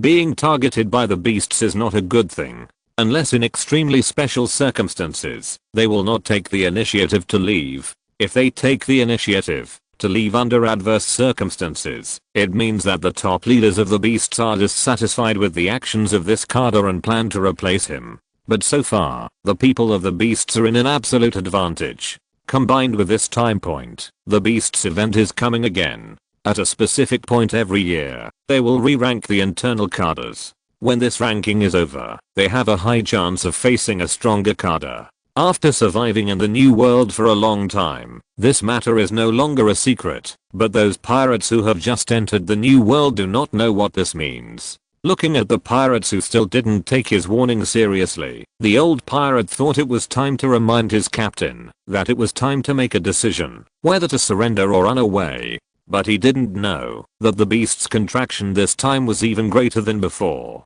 On the Pokemon, Yamato, who was running away to avoid Kaido, also received new news. This year's ranking battle will not be held on Onigashima. The movement this time seems to be a bit big. Governor Kaido seems to have summoned cadres from all sea areas. The scale of this ranking battle should be the largest in history. It seems that he wants to review the current combat power of the pirate group. What? If this old man does this, what about the guards of other territories? As soon as he finished speaking, Speed lost his grip and dropped the record pointer in his hand. Fortunately, the record pointer was relatively strong and only the pointer ball of the unimportant branch root was broken. The telescope in Celicia's hand also slipped, and Mizuka almost knocked over the dessert she had just brought. They couldn't believe what their eldest lady had just said. She actually cared about other territories. Hey, what are you guys looking at? Looking at the eyes of the three of them, Yamato felt that they were thinking about something disrespectful. Oh no, Lady Shaina, Lady Jin, Lady Zerora, and Lady Olga have all been sent out to temporarily guard the territory, and the giant beasts created by Lord Arceus have also been sent out. Only ordinary cadres have been mobilized. Shaina and Zerora were not involved in this, and the disaster level cadres were the same, so Arceus asked them to temporarily take charge of the defense of the surrounding territories, and called back those who needed to participate. Although the number has decreased, the quality has greatly improved. As long as there is no war with the outside world for the time being, there is still no problem in defending the territory. This is also the reason why the beasts began to shrink their territories. When this event is over, they will fight back. This behavior is not reasonable, but Kaido wanted to do it, and he didn't consider anything else, so he launched this largest ranking battle. It's obviously not what Yamato should do to just care about this kind of thing. Oh, you three are going to participate too, right? No, actually only Speed is going to participate. It's still too early for us. This ranking battle is completely a grand event for people with special abilities. People without special abilities usually choose to wait and see to avoid wasting time. It's all the same. You two can wait for a while to improve your abilities. Don't worry, go back home. Father should be back to normal. As Kaido's daughter, she has never missed this event, even if she doesn't have to participate in the competition herself. As the number of people and territory of the beasts continues to increase, the opportunity to gather all the cadres together is getting less and less. This is a rare time when everyone is complete, and it is also a time to train Yamato to contact the beasts team. As she grows up, her identity as the second generation of the beasts is already set in stone, which is paving the way in advance. Of course, the inheritance of the beasts is not so gentle. Given Kaido's situation, the possibility of him abdicating voluntarily is minimal, and Yamato wants to develop the future beasts according to his own will. To achieve this, force becomes the only option. Kaido, who knows Yamato's thoughts, is even more excited. This is the daughter he wants. The Pokemon changed its course, and similar things happened in various territories. On Winter Island, Scourge handed over the defense of the island to GT4 Genesect, and boarded the ship back to the main island. On Sky Island, several cadres sent here to collect supplies also started their return journey in advance. One of them jumped down from the clouds, with bat wings spread out behind him, and flew towards Onigashima, on the Red Earth continent, and also headed towards Onigashima as a host. According to the latest internal anonymous vote, an overwhelmed Quinn, and became the host more anticipated by the audience, but Quinn can only host the battle. Among the disaster level cadres, only Quinn still stayed in the base camp. On the one hand, he can act as an opponent for those who want to challenge the disaster, and on the other hand, he simply doesn't want to go out to perform tasks. For the sake of their own safety, it is safer to stay with Kaido or Arceus. The Carters from the sky, the sea, and various regions are returning to Onigashima in their own ways. This also arouses the nerves of the Navy. Kaido alone has caused enough trouble. The entire beasts have begun to gather. Who knows what they will do? Chapter 739. High-risk occupations in the Navy. New diviners. In Mandafesh's territory, Zerora has already arrived. Among the senior Carters who went out, he was the fastest to arrive here. Setsuna, who was the number 0, had to participate in the competition, so he came out alone. It was the same as before, except that there were more mermaids and fishmen. Lord Zerora, no more gossip. It's time for you to leave. Come back soon. Since he was promoted to his father's level, he has rarely gone out to perform missions. The last time was the Sky Island incident caused by Enel's appearance. This time is a rare trip. I will be there as soon as possible. Don't worry, Rutsuka. Let's go. Mandafesh shouted back, and then fired a water column into the ocean. Soon, a huge Gyarados showed its figure. He left here with Mandafesh and others. This guy has to bring his family with him to the competition. Looking at Mandafesh going away, Zerora complained a little, then snapped his fingers in the sky, and the originally white clouds gradually turned black, and a lot of lightning began to brew in them. Come on, let me see if there are any blind guys. Sometime later, in the new world, on a certain Navy surveillance ship, the soldiers on the ship are now under great pressure. They are the Navy soldiers with the highest death rate. They are responsible for monitoring the Sea Emperor, and their safety is not guaranteed at all. Once those monsters have any big actions, they will be the first to suffer. In a sense, their mission is not to monitor the actions of pirates at all, but to use their lives to issue early warnings to the Navy headquarters, so they are dispatched with small warships, and several teams are scattered around a sea area to reduce possible casualties. At this time, one message after another is being sent back to the Navy headquarters. They know that the beasts often engage in ranking battles, but no one can guarantee that these guys will not take this opportunity to gather their strength and do something terrible. Kaido and his dragon dared to raid the G1 branch, plus those terrifying Carters and biological weapons. No one dared to gamble. Report. This is the 177 surveillance ship. The Beast's Pirates number 1, Mandafesh has arrived.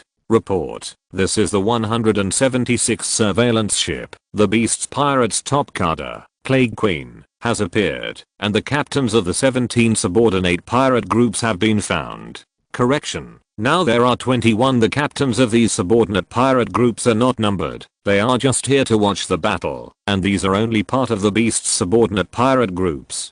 They have stronger qualifications, so they have been invited to the main island. There are also strong people among these people, and they may not be weaker than those numbered ones at the back. It's the same as the Whitebird pirates. The captains of the subordinate pirate ships are not weaker than the ordinary members of the team. It's just that due to various reasons, they did not join completely, but became subsidiary forces. It is much more difficult for them to obtain the things of the beasts. This is a 174 surveillance ship. We have discovered Kaido's whereabouts. Arceus is also following Kaido. Most of the beast's combat power has already appeared. The communicator's tone was slightly trembling.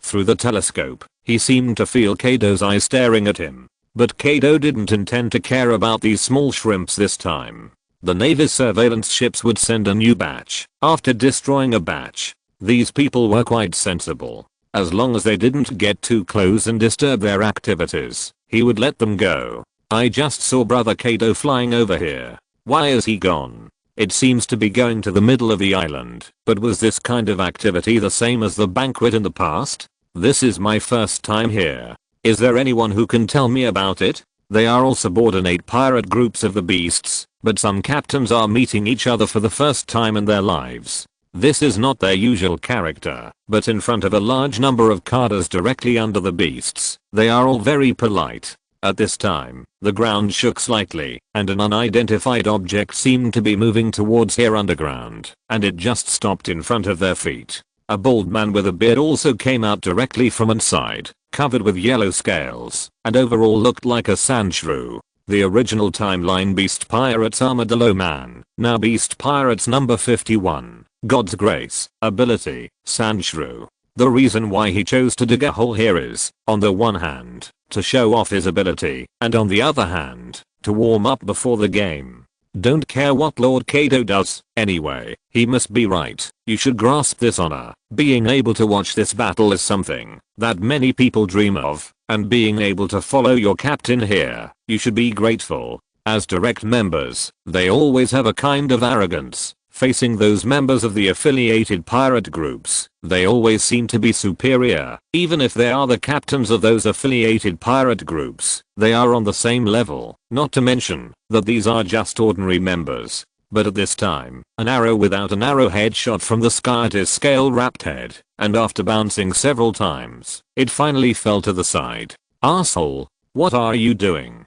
Ha ha ha ha, don't be angry, don't be angry, there are no arrows. I just feel uncomfortable watching you teach the newcomers in a serious manner. In the sky, a fat man waved the bat wings behind him, holding an empty bow in his hand, and apologized without sincerity. Facing the stones thrown by the other party, he also dodged nimbly. After a round of courtesy, the two of them finished their greetings. The Batman of the Beast's pirates in the original timeline, known as the 6th Emperor, is now the number 49 of the Beast's pirates, the god of grace, and has the ability, Zubat. Didn't you go to Sky Island? Brother Kaido means that I'm also on the list of those who were summoned. What question are you asking? Look, almost everyone is here, and the scale of the competition is not small. Yeah, I hope those young people don't fight so hard. It's getting harder and harder to maintain their positions these days. Woof, woof. Before they could say a few words, another pirate ship docked. Amidst a few barkings, two large wolfhounds ran down from the ship, with two white figures on their backs. I'm sorry, Lord Setsuna, I didn't expect the two of them to get acquainted with the large wolfhounds so quickly. There are a large number of Pokémon living in Wano country, and many of them have become acquainted with the pirates of the beasts, so it's not just the pirates who come to watch the battle. There are also some partnered Pokémon, and the two large wolfhounds are one of them. But before the landing pedal was lowered, Meowth and Wolf had already run out on the dogs. It's okay, don't blame you, I should have thought of it earlier, but Beepo, didn't I ask you to keep an eye on them? Chapter 740, Genetics and Ambition. She hadn't done anything else just now, just had a long phone call with Zorora, and she knew the situation of her two children.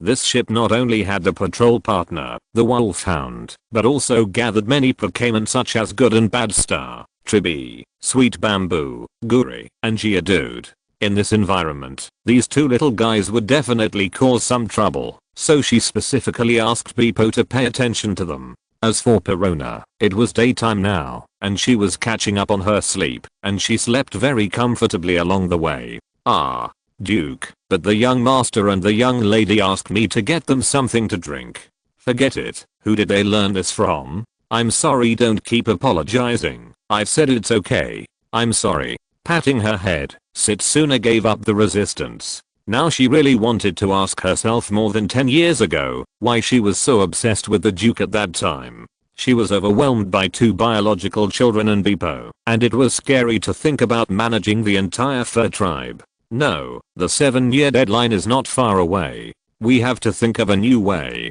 I don't know if the trick without writing the date will work. What are you mumbling about? Ling appeared behind Setsuna, looked at her daughter and asked curiously. Ah. Nothing, just a little thing. But mom, why do Meowth and Wolf have such personalities? You ask me. Isn't this completely inherited from you? They didn't inherit the stability of Zorora at all, but learned all your bad habits. How can I be so unbearable? Yes, you were even worse than them back then. At least they wouldn't run away from home alone for no reason. With just a few words, Setsuna successfully brought trouble upon herself. Even though she is now the nominal Duke of Zhao, the first wave king who can communicate with the Zhao giant elephant in 1,000 years, and the strongest fighter of the fur tribe, in Ling's eyes, she is still just a disobedient child. Meowth and Wolf were riding two big wolfhounds, and running freely on the beach. Even if they accidentally fell off, they could grab their tails and climb back up.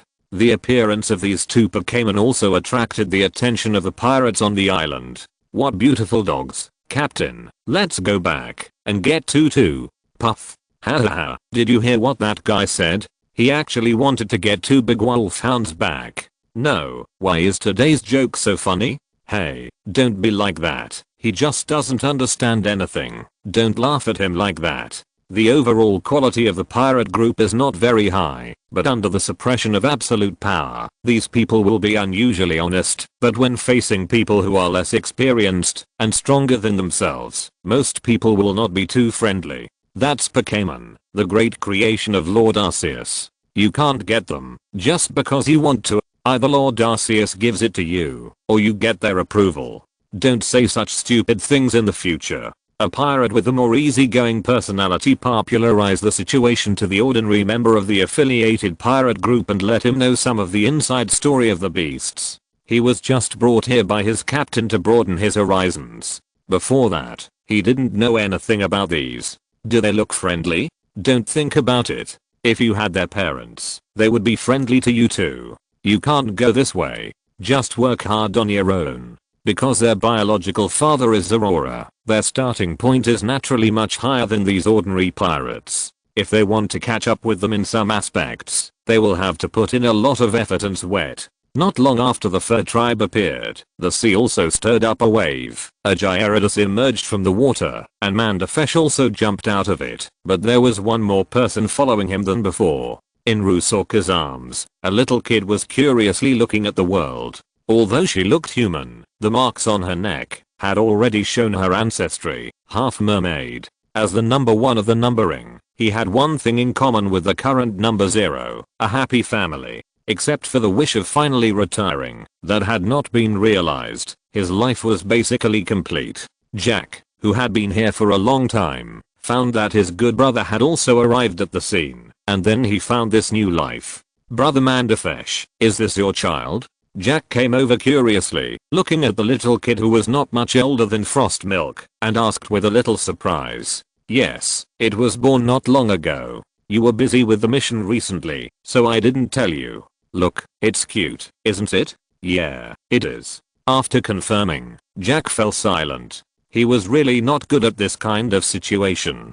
Fortunately, Mandafesh discovered this problem and broke the deadlock. Has it not started yet? I should be the last one to arrive, right? I'm not sure, mainly because Yamato hasn't arrived yet. She went out to take refuge before, and has been missing for a while. As soon as the voice changed, a new ship appeared on the horizon. The Pokemon was now running at full speed, and rushing towards here at the speed of a jet ship. At the same time, a huge earthquake also occurred on the island. The whole island seemed to come alive. In the huge earthquake, a large number of stone pillars suddenly emerged from the beach, like a lift, bringing everyone to the top of the island. The plants on the island were also growing wildly, and finally formed a huge platform above. Is this the work of Lord Arceus? It's really a grand stage. Jack, how are you preparing? If you want to become a new disaster, sit sooner and I are the opponents you must defeat. Looking at the rock pillars that are dozens of meters high, Mandafesh, as an elder, has already figured out who did all this, and also slightly sighed at these growing newcomers, especially the fishman brother who has already walked out of his own path of defense.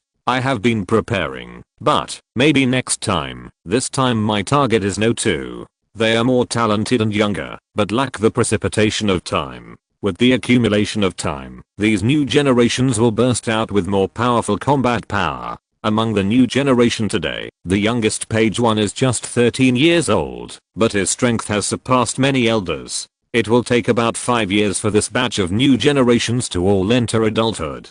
At that time, the Carters of the older generation are still at their peak, and Yamato is still growing. It can be said that the beasts at that time will be the complete beasts. The gap is quite large, so you better work hard.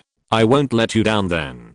Don't worry, I will defeat you head on, Brother Mandafesh. At the same time, the giant projection made by an also appeared in the sky. Along with the sound from the loudspeaker, the game kicked off. Chapter 741. It is common sense that there are random venues for Pokemon battles. Yahoo! After a year, everyone is here again in this arena. First of all, let us thank Lord Arceus for providing the venue. Compared to her shyness when she first appeared on stage, she has now adapted to such a grand environment. The phantom fruit was used more and more skillfully in N's hands. The huge projection launched a comprehensive introduction. Everyone was very satisfied with the new host, except for one person, Quinn. Originally, this was all his stage, but with the rise of N, he was only responsible for hosting after the battle started. On the surrounding rock pillars, the audience had also arrived at the designated position, and as the rock pillars rose, the Navy's surveillance ship also lost control of the internal situation. As for spies, it is not so easy to get in now. Those who come here are either veterans or carders in the number. Any unfamiliar face will be interrogated several times while checking the identity card. As for why he did this, don't ask. The answer is that Quinn doesn't want to be backstabbed. Even if he came out with Arceus and Kaido, he put his own safety first. Unless it is an extremely special situation, don't think of letting him leave the base alone. No one had to send intelligence personnel here at this time.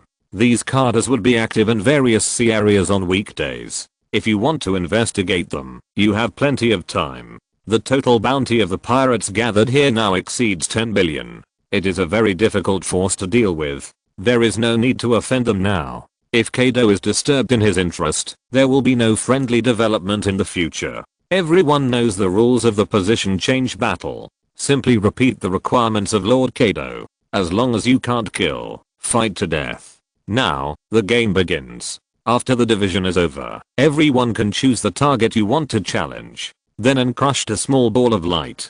This was something Arceus gave her in advance. It was a special venue controller. The hosting of the event had been handed over to N and Quinn. He and Kaido were just spectators. Except for the highest audience seats around, the middle venue has undergone tremendous changes again. The great power from Lord Arceus, first of all, is the ocean. A piece of the venue collapsed, and the seawater filled it, revealing only a few platforms for standing, and finally formed a special water venue. Mountains. The rocks are jutting out one after another, forming a small mountain range. The weathered rocks are filled in the venue in the form of sand and dust. Rainforest. A large number of plants grow in the cracks of the rocks, forming a small tropical rainforest in an instant. The dense tree canopy blocks the surrounding sunlight, giving the venue a unique mystery of the rainforest. Plains. The smallest change, except for a piece of grass under the feet. There is nothing else, and the vision becomes very wide. Night. The light of an area is taken away out of thin air. Darkness shrouds it, and the night appears out of thin air in the daytime. In addition, the desert, the city, the ship deck, the island was divided into 8 areas in the blink of an eye, and each area has its own fighting style. The numbered ones symbolize the fighting power of the beasts. They are not mascots, but warriors who rush to the front line and have to face various war environments. In addition to ability and strength, the surrounding environment will also affect a person's fighting power. For example, Crocodile and Alabaster and Moria in the Devil's Triangle Sea, they all chose the place that best suits their abilities as their territory. In that environment, they can maximize their strength. The same is true for the abilities of Pokémon. The ocean venue is more suitable for water type Pokémon to perform, and Zubat can show its unique advantages in the night venue. Because of this problem, Arceus added more combat environments to this competition. However, it is not the challenger who decides the venue, but the challenged party. Nowadays, most of the beasts are engaged in external battles and rarely experience the home advantage. If they want to gain a higher status, they must be able to overcome the adverse effects of the environment. Is it finally dark? Perona crawled out of the large sleeping bag on the bear's back. Her night owl personality has improved. She has changed from reversing day and night every day to occasionally staying up late, which is a big improvement. Just now, their position was in the night venue, and she thought it was already dark. But why is it so noisy? Is the match still going on now that it's dark? It's just started. Perona, keep an eye on Meowina and Wolf. Don't be fooled by these two brats like Beepo was. I'm sorry.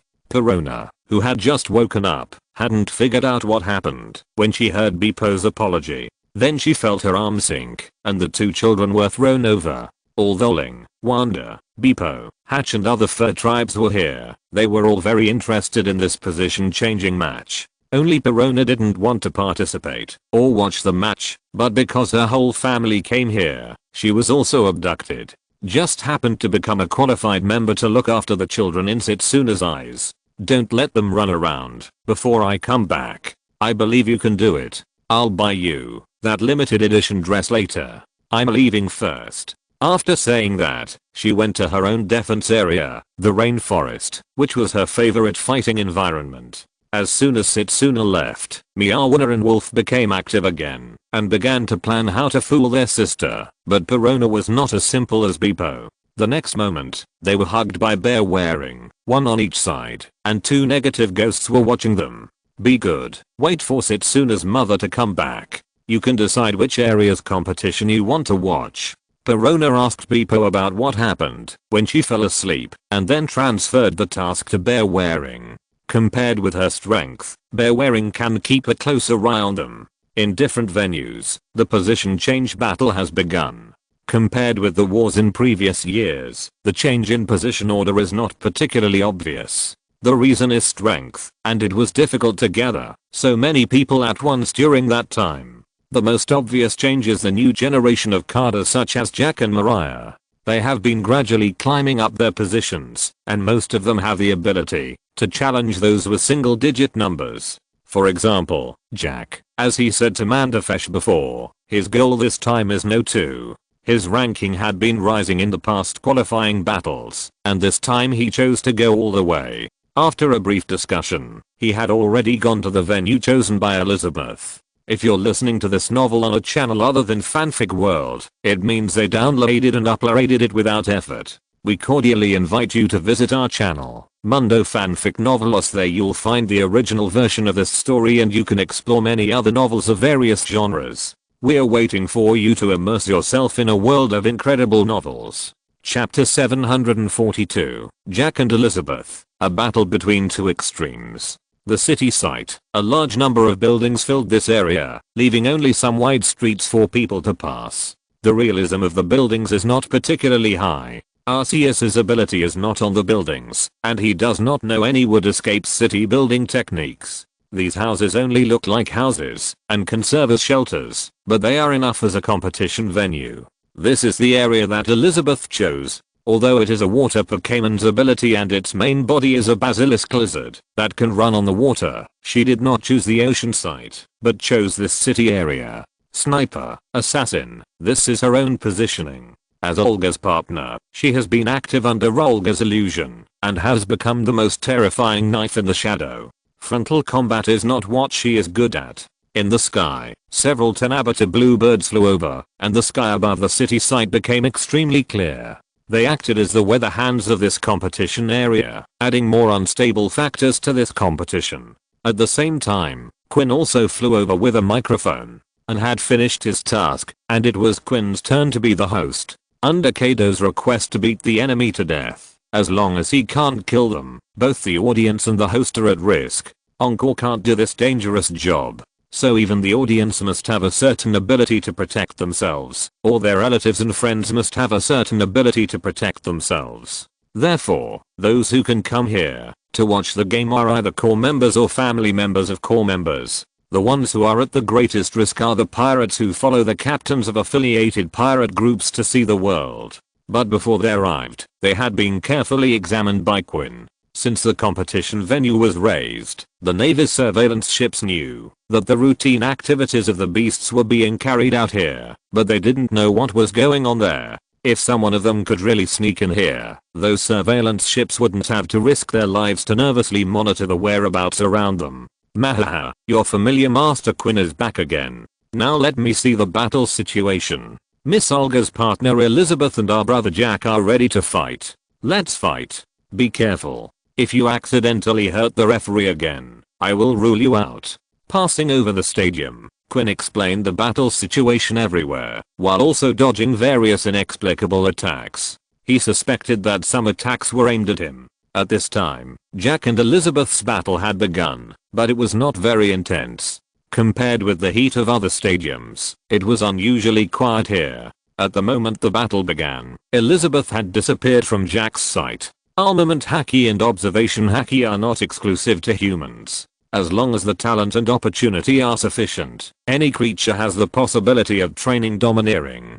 Jack's observation haki is not a strong point, and he did not sense Elizabeth's position at this time.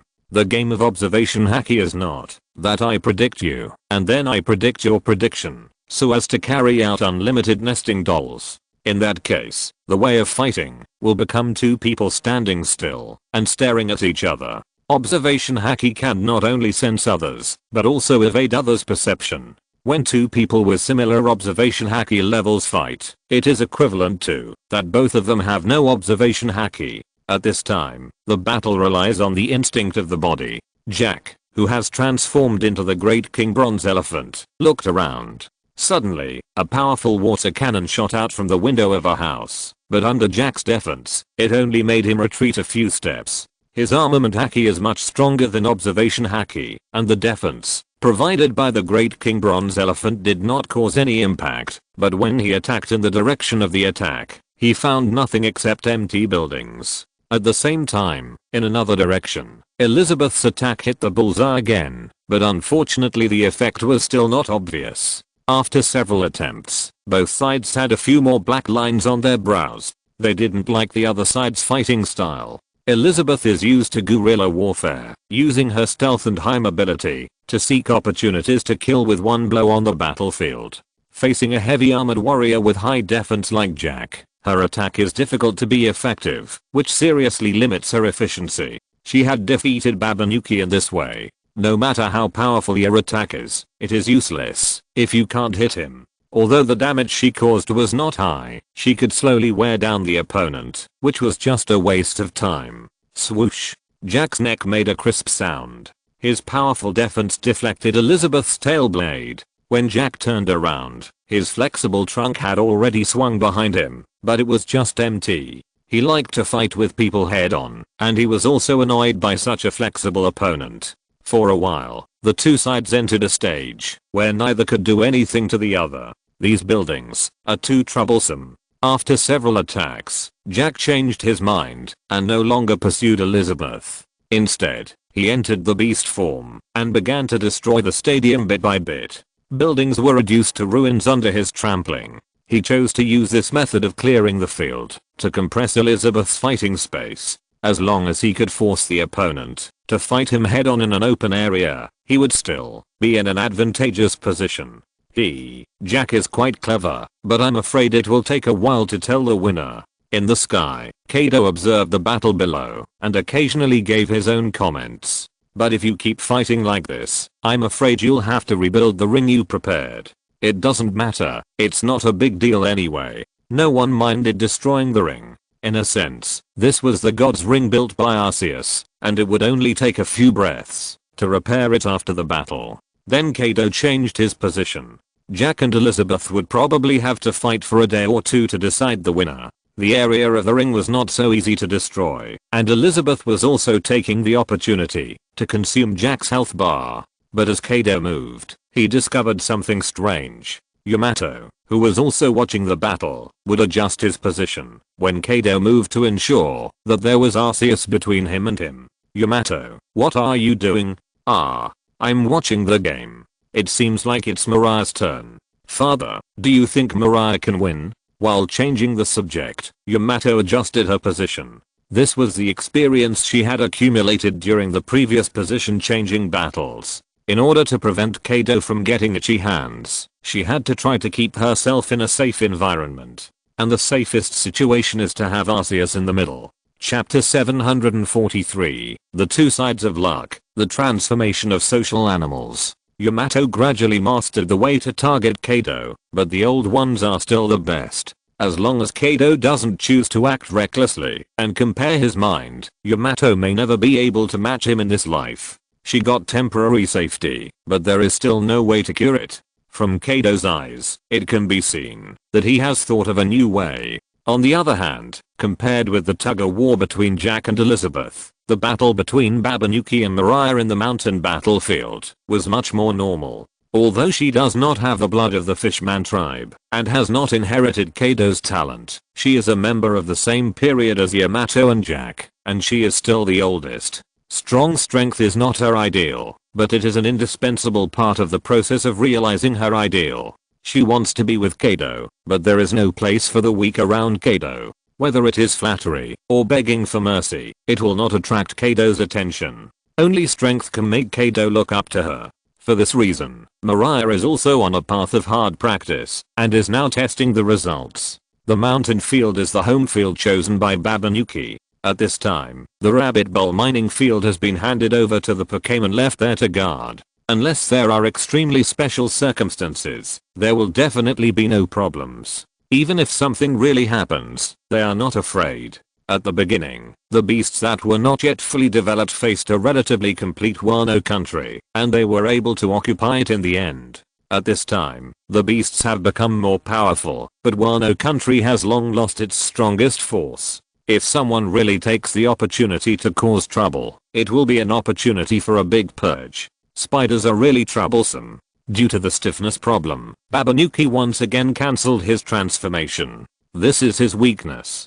The characteristics of the King of Leave are not so easy to overcome. This characteristic is the source of their ability to use that kind of strange power. Only very few individuals can break this limitation. In the early days, the King of Leave was very powerful, and most of the people who defeated him took advantage of this weakness, but now Mariah is more difficult. Babanuki now has to consume a lot of power every step he takes. The mountain field was originally his home field, and the rocks on the ground could become his means of attack, but now Mariah has transformed this place. A large amount of spider silk condensed on the ground, and there were also some small transparent spider silks between the rocks. One spider silk is not terrible, but when thousands of spider silks are attached together, they will exert unimaginable power. A large amount of spider silk flew out from Mariah's hands. Taking advantage of Babanuki's ability, she planned to increase her offensive. Boom. A thunderbolt sounded in the sky, and the weather that was just sunny was now covered by dark clouds.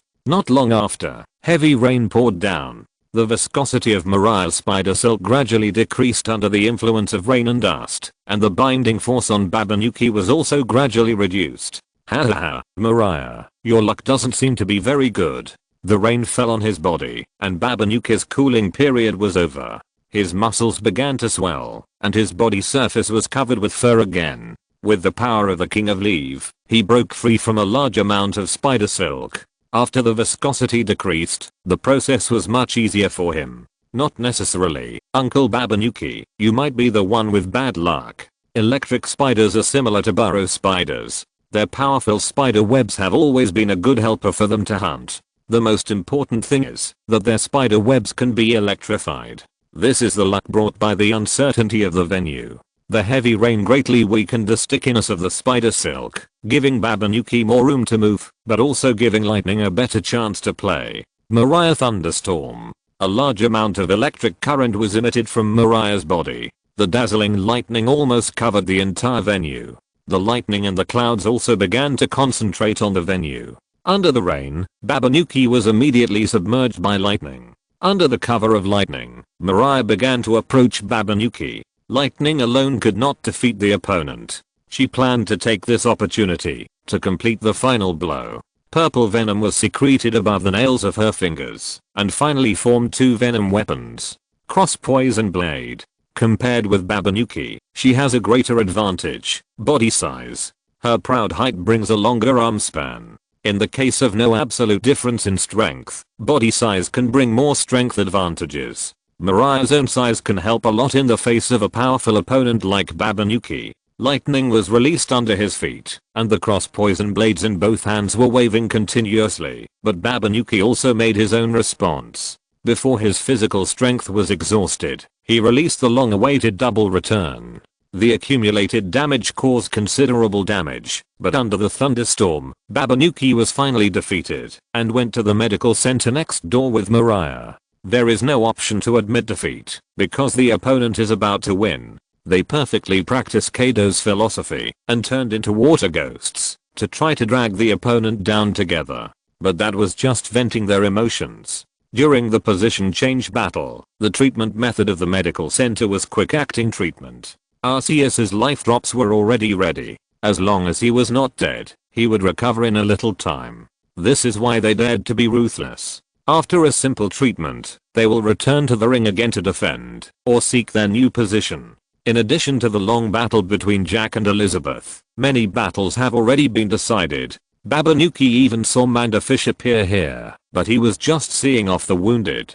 Babanuki, you lost. Ah, it's not my luck, but these young people are getting stronger and stronger. Isn't this a good thing? This way I will be getting closer to retirement. Brother Manderfish, if I remember correctly, you said this when you first joined the beasts, but you are now a senior cadre. Yeah, I miss the old days. At the beginning, he was just an ordinary pirate who chose to go to sea under the pressure of the general environment. Maybe he was lucky and became one of the first people recruited by Kaido. At that time, his goal was very simple. After understanding the beast system, he hoped to work hard for a few years and then live a stable life. Later, he was lucky and gained skills and abilities and became a junior cadre. He was very satisfied at the time, and because of luck, he found a stone slab, and from then on, he could be said to have soared to the sky. He had the opportunity to change to a less busy position. Many of the pirates who survived at the same time as him made this choice. However, he had already met Rusoka by then, and heard that the retirement benefits of senior officials were better and their families could enjoy additional benefits, so he started a new round of struggle. Chapter 744 Archers and Imitation, the host being challenged. After a little nostalgia for the past, and waiting for his body to recover, Babanuki returned to the competition again. Although he failed, this is not Hukomundo. If you fail in the top 10, it will not directly become a 3-digit number, but will be exchanged with the challenger's number. If you are not satisfied with this number, then go back and fight again. This is also the reason why the ranking battle usually lasts for several days. The closer you are to the front, the longer it will take. For example, Jack and Elizabeth are still in the battle. Moreover, the scope of the battle is constantly expanding, but the battles of others have not stopped because of this. Unknown AoE in the battle is inevitable, and it is impossible to create an absolutely safe environment. The battles at the back end relatively quickly. When it comes to the top 60, it is basically a battle between the endowed and ordinary ability users, such as Speed, who is now in this range. The lower body is black and white, showing the posture of a centaur, but from the stripes, it can be seen that this is the ability of a zebra. As for the form of the centaur, this aspect is Quinn's real research result. The potion he made can cause the devil fruit ability user to have a new form change. Compared with the traditional orcs, some members prefer the posture of the centaur, especially women. Speed and Mariah are examples of this. On the plain, Speed ran on the grass with 4 hooves, shooting arrows in his hand in another direction from time to time, while dodging the arrows shot by the opponent. She was fighting against the numbered person No 60, the giver, ability imitation, a skill with exaggerated upper and lower limits. Imitation, as the name suggests, imitates the opponent's skills. Whatever moves the opponent can use, he can use the same moves next. Unfortunately, this is not a game. After imitation, you can release the opponent's full power skills, and even directly defeat the opponent through some of the miraculous effects of one-hit kill. The imitated skills can only have the appearance, not the essence. Although he can imitate it almost to the point, he has no proficiency at all, so other derivative skills are definitely not available. And due to physical limitations, he cannot imitate skills that exceed his own limits. Not to mention Whitebeard's Air Shock and Kaido's Thunder Gossip. If you want to imitate that kind of ability outside of skills, you have to consume more physical strength, and even have to be stronger than the opponent's physique to use it. If he had this ability, he wouldn't need to imitate the opponent at all. In addition, imitation has a time limit, so his position is stuck in such a place. Even if Arceus used the punishment light gravel countless times in front of him, his body would not support him to use this skill. However, defeating him means a certain degree of breakthrough. Every year, this number 60 has to face a large number of challenges. After a period of shooting, Speed seemed to have found a way to deal with it. She didn't pull away from the opponent like before. The archery copied from her made her have no breakthrough, and the arrows shot out would always be blocked. And another reality that archers need to face is that the number of arrows is limited. Girl, there are no arrows in your quiver anymore. So what are you going to do now? He continued to draw his bow and arrows, shooting at speed continuously. His imitation skills were very comprehensive, and he could even use his physical strength to create some weapons out of thin air, which were very similar to Setsuna's Wava Guide arrows, and even had many advantages over the original weapons.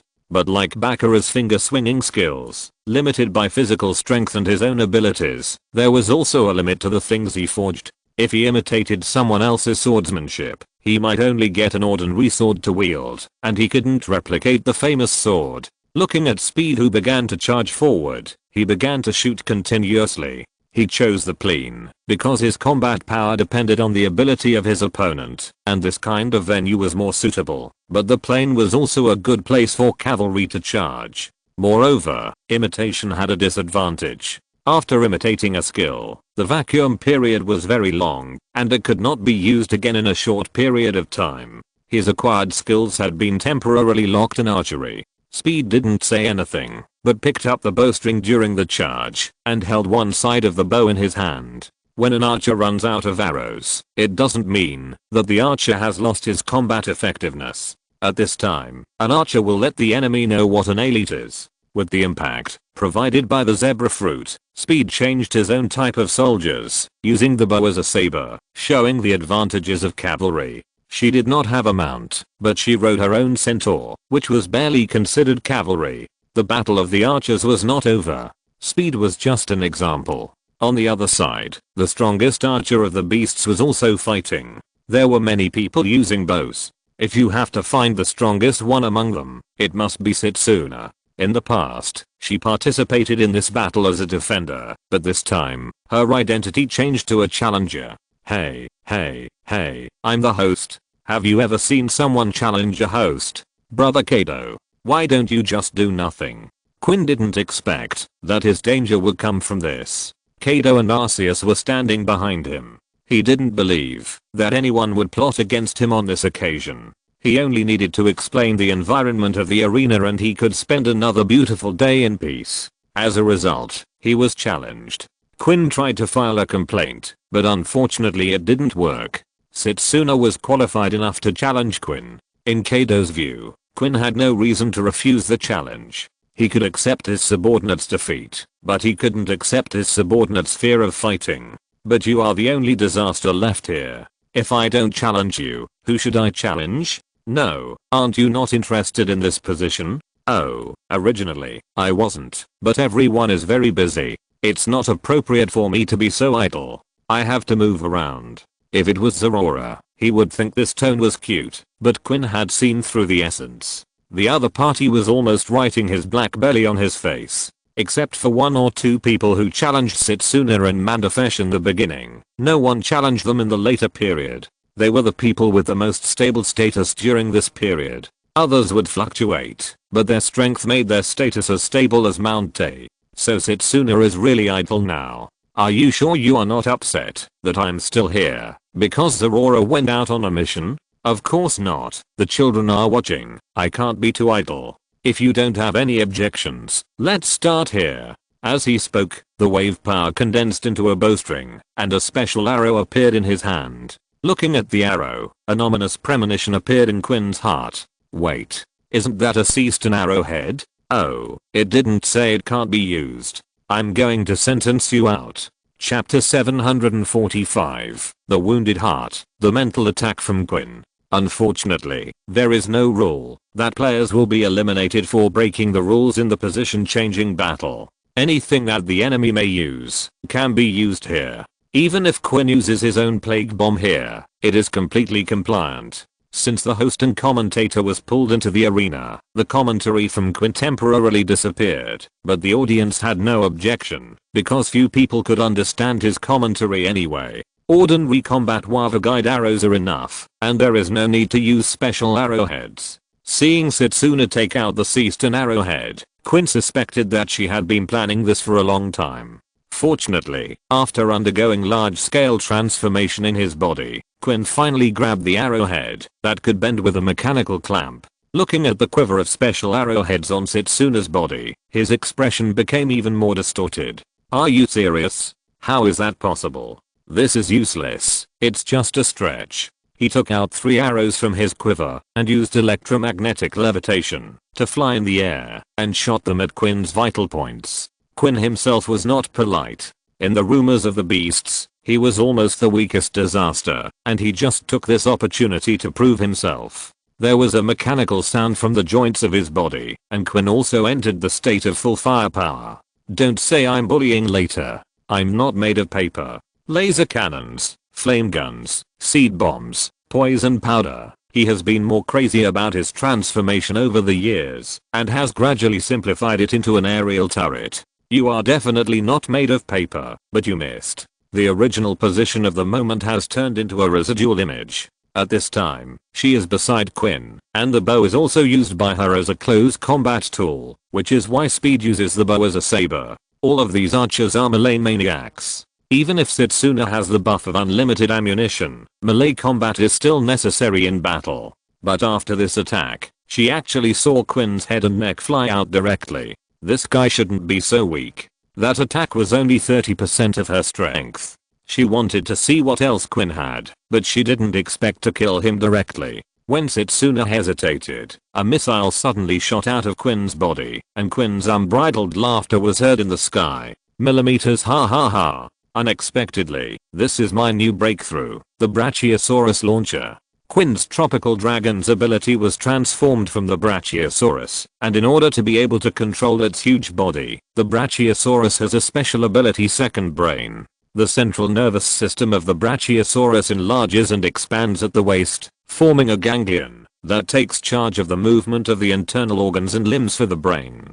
Quinn used this ability to carry out this wonderful transformation. At this time, his neck and tail formed a body, and there was even a pair of tropical dragon wings behind him, flying higher in the sky in a strange and slightly funny posture. You bastard. At first, she was just bored, so she pulled Quinn down to fight, but she didn't expect him to prepare such a big challenge for her. Very good, I understand. You are a tough guy. The wave power condensed into a bowstring again, and a seemingly ordinary wave arrow was put on the bowstring, but as the arrow was shot by her, it actually split into hundreds of arrows in the sky. You like transformation, right?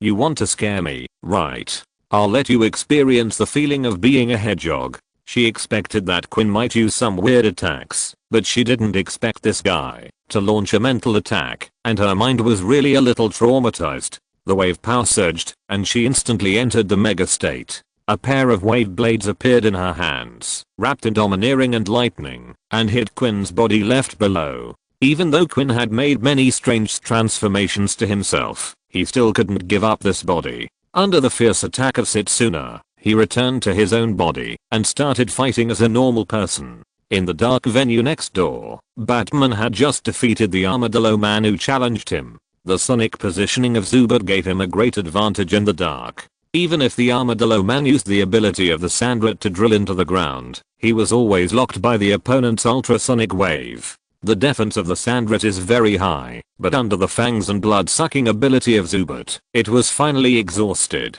At this time, Batman looked at the bow and arrow in his hand. Compared with the collision between Quinn and Setsuna, he felt that he was holding a toy. Obviously, they are all archers, and he can only shoot accurately one arrow at a time, but the opponent is like a cheat, and he launched fire suppression alone. Time passed, and except for Jack and Elizabeth, most of the other people's games were over. Most of these adults have already established their strengths, and the changes in their positions are not particularly large. Those who feel they have reached their limits do not continue to challenge upwards. In the ongoing battles, most of them are newcomers who are challenging single-digit players, and those who originally had single-digit numbers, and are repositioning their strength. In this position change battle, several young people have emerged as the new forces, such as Iska, who just turned 18, and Ulti and Peggy 1, a brother and sister. After the long learning period, the three of them also began to seek smaller numbers. They all have their own dreams, and want to achieve this. This is the fastest way to promotion. Quinn successfully defended his position. Setsuna did not use Yushi, and he also kept some trump cards. The two seemed to fight fiercely, but in fact they were the most measured group. Refers to the battle after Quinn ended his outrageous behavior. At this time, Quinn has returned to the commentary position after a short rest. Oh, a good little girl. She has achieved 6 consecutive victories, and she is still challenging her opponents. Let's see where she can go. At this time, the number of people fighting has decreased a lot, and the pictures on the surrounding rotten projection screens are more focused. No way. Who is this girl? Is she so strong at such a young age? Young? There are 2 younger ones over there. She was also a child brought back by the senior cadres. She was not particularly talented, but she found a stone slab with Lord Drake some time ago, and she has caught up since then. People are born with differences in talent, which cannot be caught up with just hard work. If you want to surpass the other party, you have to work harder, but Arceus can make people have stronger power, thereby reducing the gap. Success can be achieved through hard work, which has become the classic bible of the Arceus cult. Her battle venue is very classic, the deck on the sea, which is also the environment where pirates often fight. The 2 pairs of insect wings behind Asuka vibrate at high speed, and steam comes out of her body from time to time. Chapter 746 Steam Overload. Age Gap. The huge disadvantage of the giant claw mantis in battle is its own heat dissipation. Due to the problem of heat dissipation capacity, the giant claw mantis is not suitable for protracted battles, and its body has been evolving towards a quick battle. After the New World Central Fighting Tournament, Asuka and Drake both got what they wanted. She also got her own mega power and gradually mastered this power. After mega, she had a black cross on her forehead, her body became more angular, and her 2 large claws became more ferocious. But if you look closely, you can see the palm wrapped in the shell from the opening and closing joints of the claws. This is the biggest difference between the human beast form and the beast form. Pokémon ability users will inherit some of the characteristics of Pokémon. Some weaknesses are difficult to avoid, but not insurmountable. Babanuki used the form transformation method to complete an alternative gun cutting to overcome the stiffness of the body. In this regard, Asuka is more outstanding. She took advantage of the fact that the giant claw mantis's body temperature rises too quickly and developed her own overload mode. As her body temperature rises, the blood flow rate in her body will also speed up, allowing her to burst out stronger power and speed in a short period of time. The neighboring King Luffy heard it and called it an expert. Her opponent is also very special. It is not the old numberer, but Fozef. He is called a genius in CP9 who is on par with Robloxy. This is not a single flattery, but a recognition of his strength and talent. From the performance of the original timeline, he is the first among the Flying Six Brothers under the 3 disasters. He is very special, because he is the only non-divine person who relies on his own saber-toothed tiger ability and several skills given by Arceus to reach this position. The reason why he has no ability is very simple. Since joining, he has not made any great contributions. He is just an ordinary surrendered personnel. The accumulated achievements are not even comparable to some old people. At present, he has only reached the standard of the gifter. Just looking at Asuka in front of him, his expression is not relaxed. He is 31 years old this year. He has been undergoing special training from the CP organization since he was a child and has been fighting on the front line since then. But the little girl in front of him was only 18 years old. Although she worked hard, he had 13 years more time than her. Even with these 13 years, he still couldn't crush this young man. If they were the same age, he might not be Asuka's opponent, and the root cause of all this was the difference in abilities given by Arceus. The ability of the complete giant claw mantis plus mega evolution is much stronger than a few skills. Give up, your body is almost at its limit. Even if you can heal, there is no need to suffer this, right? The 13 years were not lived in vain. In Fozef's eyes, Asuka had reached his limit, and his condition was much better than the other party. The outcome of this battle was already clear. It's not over yet. Asuka made a slightly strange move. She stopped the waving of the insect wings behind her, which meant that she turned off her radiator. Without slowing down, she waved the big claws in her hand and flashed in front of Fozef, but his body was like paper, avoiding Asuka's attack through strange folding. 6 styles. Paper painting. As a defecting member of CP9, Fozef is proficient in the 6 styles.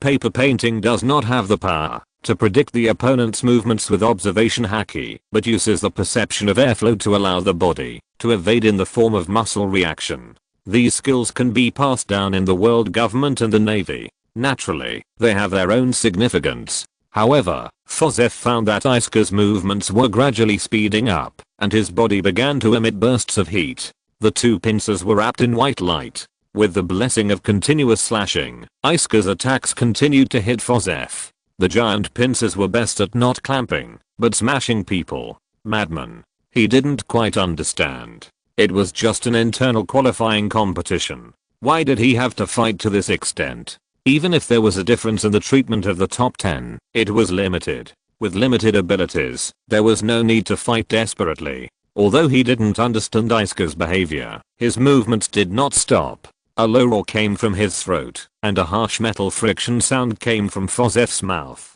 Metal sound, a steel skill, disturbs the opponent through harsh sound, thus affecting the opponent's special defense. Under the influence of the sound wave, Isuka's movements paused for a moment, and Fozef also took the opportunity to distance himself. Tooth gun. An alternative advanced version of the finger gun. Senior CP agents can fire flying finger guns from a long distance, using flying finger guns as a special means of attack, but Fozef's attack method uses teeth. The sharp tooth blade flew towards Isuka. Fozef's move has strong penetrating power. Even with a metal shell, the giant claw mantis is not good at defense. It really can't stand it if it is hit too much. The flying tooth blade pierced the deck under her feet. The biggest difference between this venue and the ocean venue is the difference in the foothold. The ocean venue is rock, while this one imitates the deck of a ship. After the foothold was destroyed, Fozef kicked out 2 storm kicks and then made a crawling posture.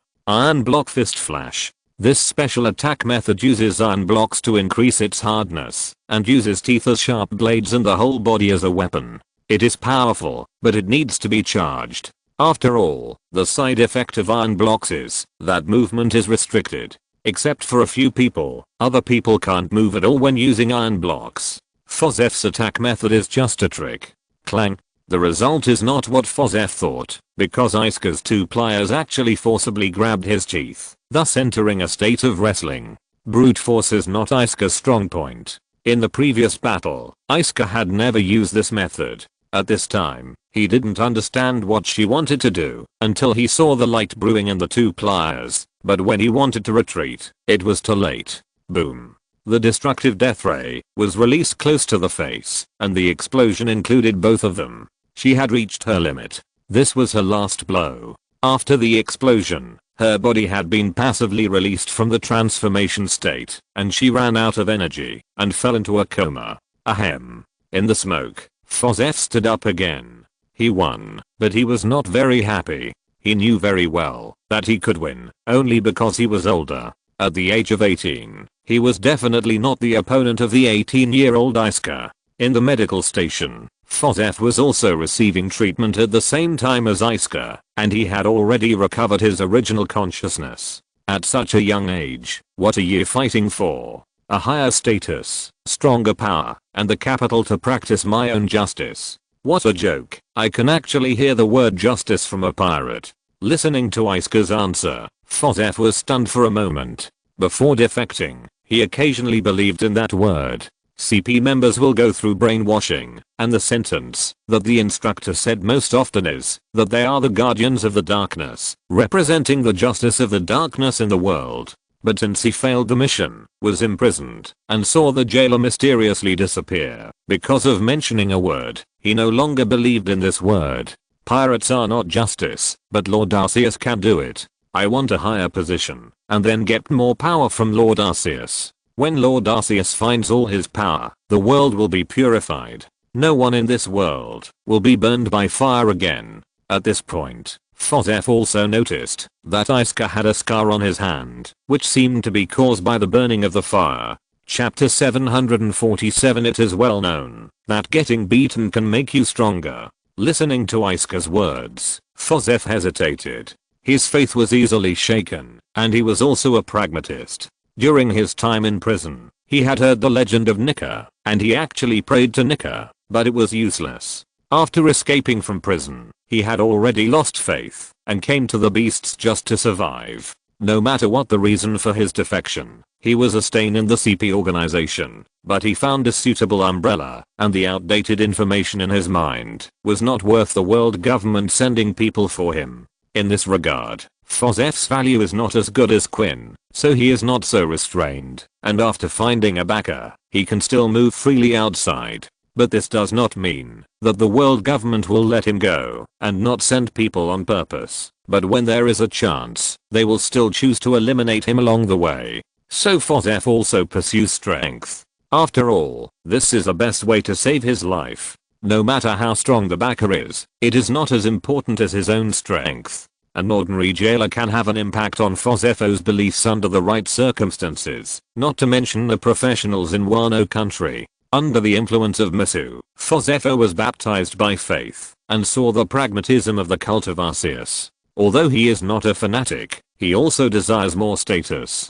After all, high-level carders have more rights in addition to being more likely to receive rewards from Arceus. It was Isuka who challenged him before, and now it is his turn to challenge others. He doesn't want to be in the positions of No 0 and No 1. Although that position is not a disaster level combat power, their combat power is not inferior to the current disasters in full firepower mode. So his idea is completely different from Jack's. He just wants to climb up little by little. Isuka has basically reached her limit. Even though her injuries have improved a lot, she did not continue to challenge upwards, but just waited for someone who might challenge her. FOSF has found his new opponent Sasuke. He is simply a fanatic fan of Kaido, and only Kaido. Although the people of Arceus don't like him very much, they didn't target him later. He had everything he wanted. However, at present, his work area is still the rabbit bowl quarry. It's not that someone restricts him, but he took the initiative to apply to stay there and hone his strength through the Pokemon in the mine. Over the years, he even developed feelings with Boscadora, and the relationship between them changed from a simple training object to a good brother. In the confrontation with those large tonnage Pokemon, Sasuke also constantly improved his strength. As we all know, in the Beast's Pirates, getting beaten is an important way to become stronger. The current big carders look glamorous, but they have experienced training by different people when they were young. After joining the Beasts, Sasuke eventually embarked on this road of no return. In the end, relying on the ability of the city dragon, he came to the single-digit position.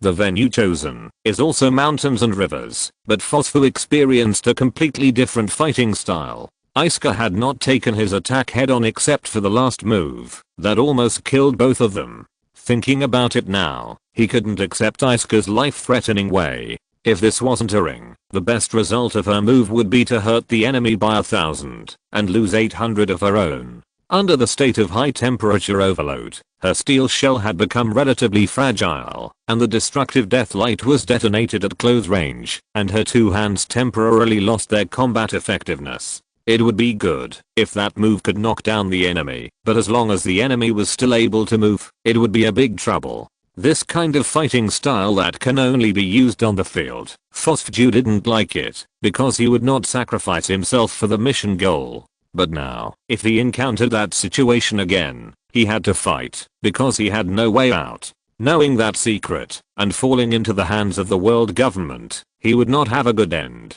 Having offended both the black and white worlds, it would be difficult to survive in this sea. As for seclusion, he did not want to live a poor life of working to make a living. Although the life of an agent was hard, he was not short of material things in normal times, and he had long adapted to that kind of life. "You guy, do you look down on me?" Bang. With a loud noise, Sasuke, in the state of a city dragon, raised his forelimbs and stepped towards Foz. During the battle, the opponent was distracted, which obviously looked down on him. The ground cracked inch by inch, and Foz still dodged the opponent's attack after coming to his senses. Are all the fishmen so indirect?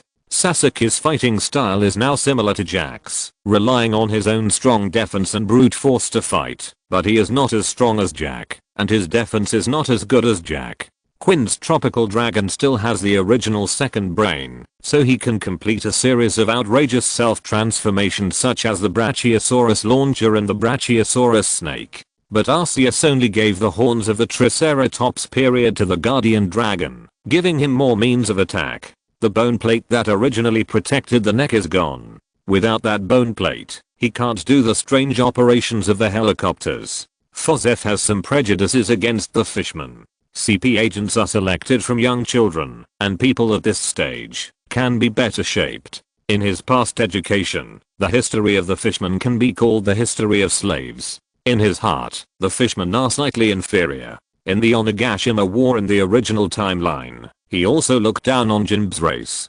Originally, he wanted to use brainless to describe Sasuke's behavior, but after thinking about it, he held back his words. Jack, Sasuke, Rusoka, Mandafesh's daughter, there are quite a few fishmen and mermaids who have joined the beasts, or are related to the beasts. Mandafesh has already lived like a fishman. It's okay in front of the enemy, but if he says this in front of his own people, he's afraid he won't have a good time in the future. Is it enough that it's useful? If you have the guts, don't hide. Ceratops Stomp. Most animal type ability users are accustomed to fighting in human beast form, but Sasuke is different. He prefers to fight in beast form. After the Stomp mist, a metallic luster shone on his body, further strengthening his defense in the form of an iron wall. Then the dragon horn on his forehead was covered with domineering aura, and the razor-like blade aimed at Fozef and hit him. The opponent just now was a nimble warrior, but now he has turned into a wild bull, and a wild bull with extremely high defense. Seeing that his fang gun was blocked by the opponent's shield-like body, Fozef drew the weapon at his waist. He had to change his fighting style. Chapter 748, Final Trap Ultra Sniper Shooter. As a secret agent, Fozef has some strange habits, such as the pink scabbard of his sword, that is full of girlishness. The strangeness does not stop there. When Fozef pulled out the sword, Sasuke's charge slowed down for a moment. Are you kidding? Fozef is more than 3 meters tall, a standard admiral's height. The scabbard looks nearly 2 meters tall, but when he pulled out the sword, the exposed blade is shorter than the handle. He and Fozef did not have many interactions, nor did they fight side by side. Seeing that he was always holding the long sword, he thought it was some hidden means, but it turned out to be just like a toy. Won't you know, if you try it? Sword and gun. The 6 styles are just the most basic skills. People who are proficient in the 6 styles will develop their own extended skills based on the 6 styles. Fozef is very good at finger guns. Whether it is the fangs of the saber-toothed tiger or the dagger in his hand, they can all be integrated into the finger gun. The seemingly miniature dagger swung out a flying slash, and after drawing a semi-arc in the sky, it slashed towards Sasuke's back. The head is the weakness of most creatures, but the city dragon is not one of them. It's not that the city dragon has no brain, but the defense of the city dragon's head is too strong. The iron wall as strong as a city wall is the origin of the name of the city dragon. It is not an easy task to break it.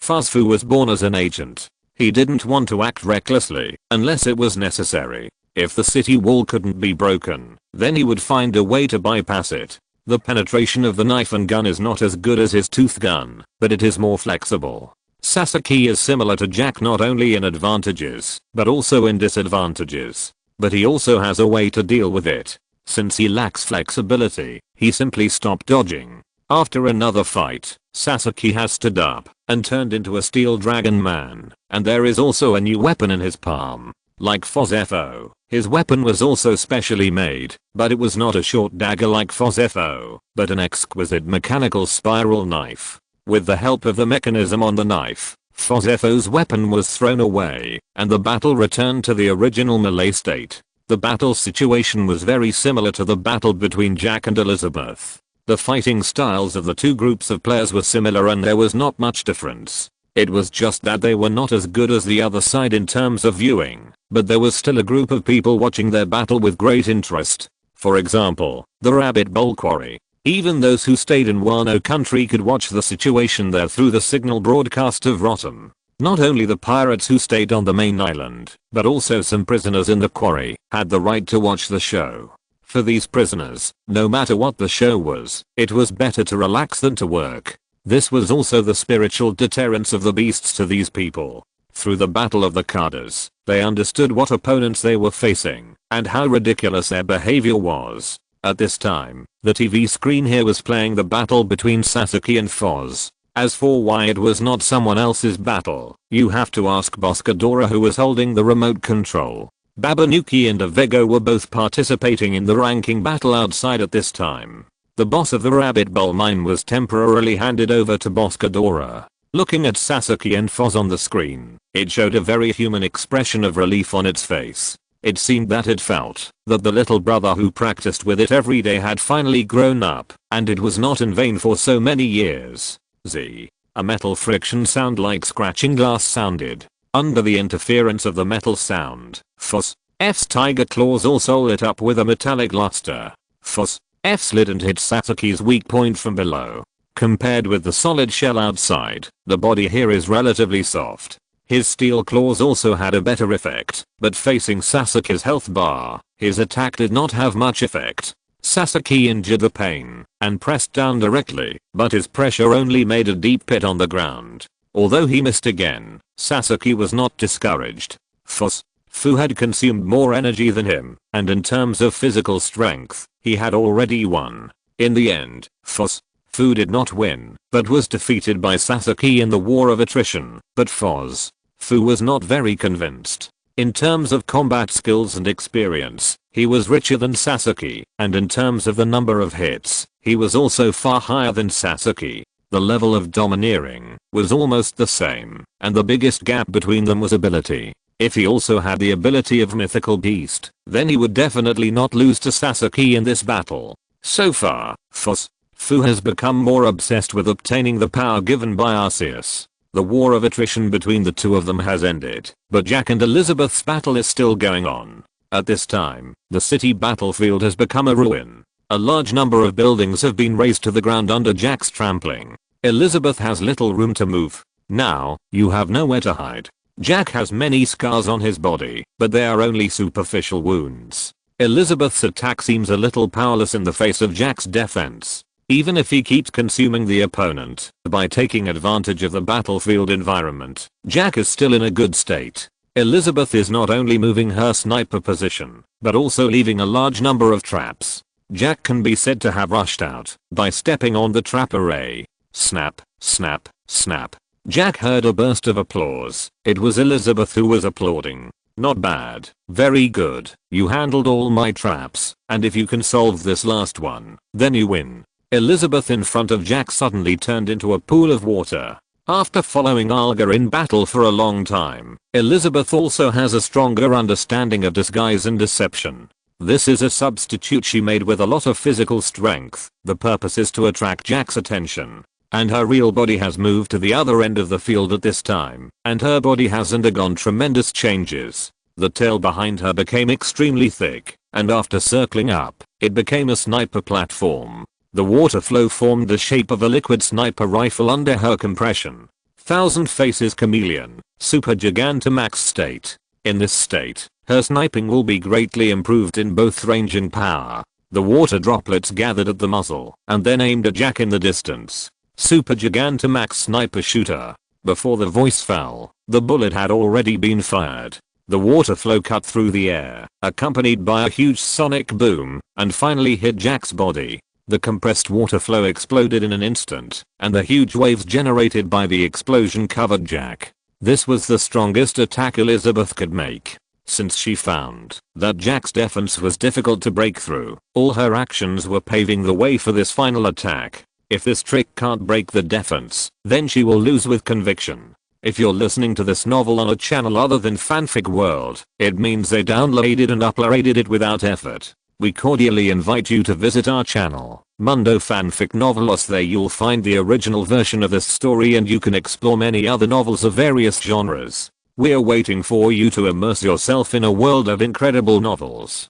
Chapter 749, The Ultimate Iron Hoofray of Steel. Since Jack wanted to destroy the venue, she let Jack destroy it. By using traps and sneak attacks, she constantly depleted the opponent's physical strength in order to prepare for this final blow. Her physical strength could not maintain this state for a long time, and she had few opportunities to attack. Moreover, the supergiantization would cause her body to be too large. It was not very wise for a sniper and assassin to be exposed to the public like this. This meant that she herself had become a target so she only had one chance to attack. The supergiant sniper shot almost set off a small-scale tsunami. The water flowing to other venues even changed some battle situations. For example, the armadillo brother who was digging a hole was forced out. As for why the range of the sniper was so large, this was actually a very reasonable thing. The definition of sniping is single shot, long range, and great power.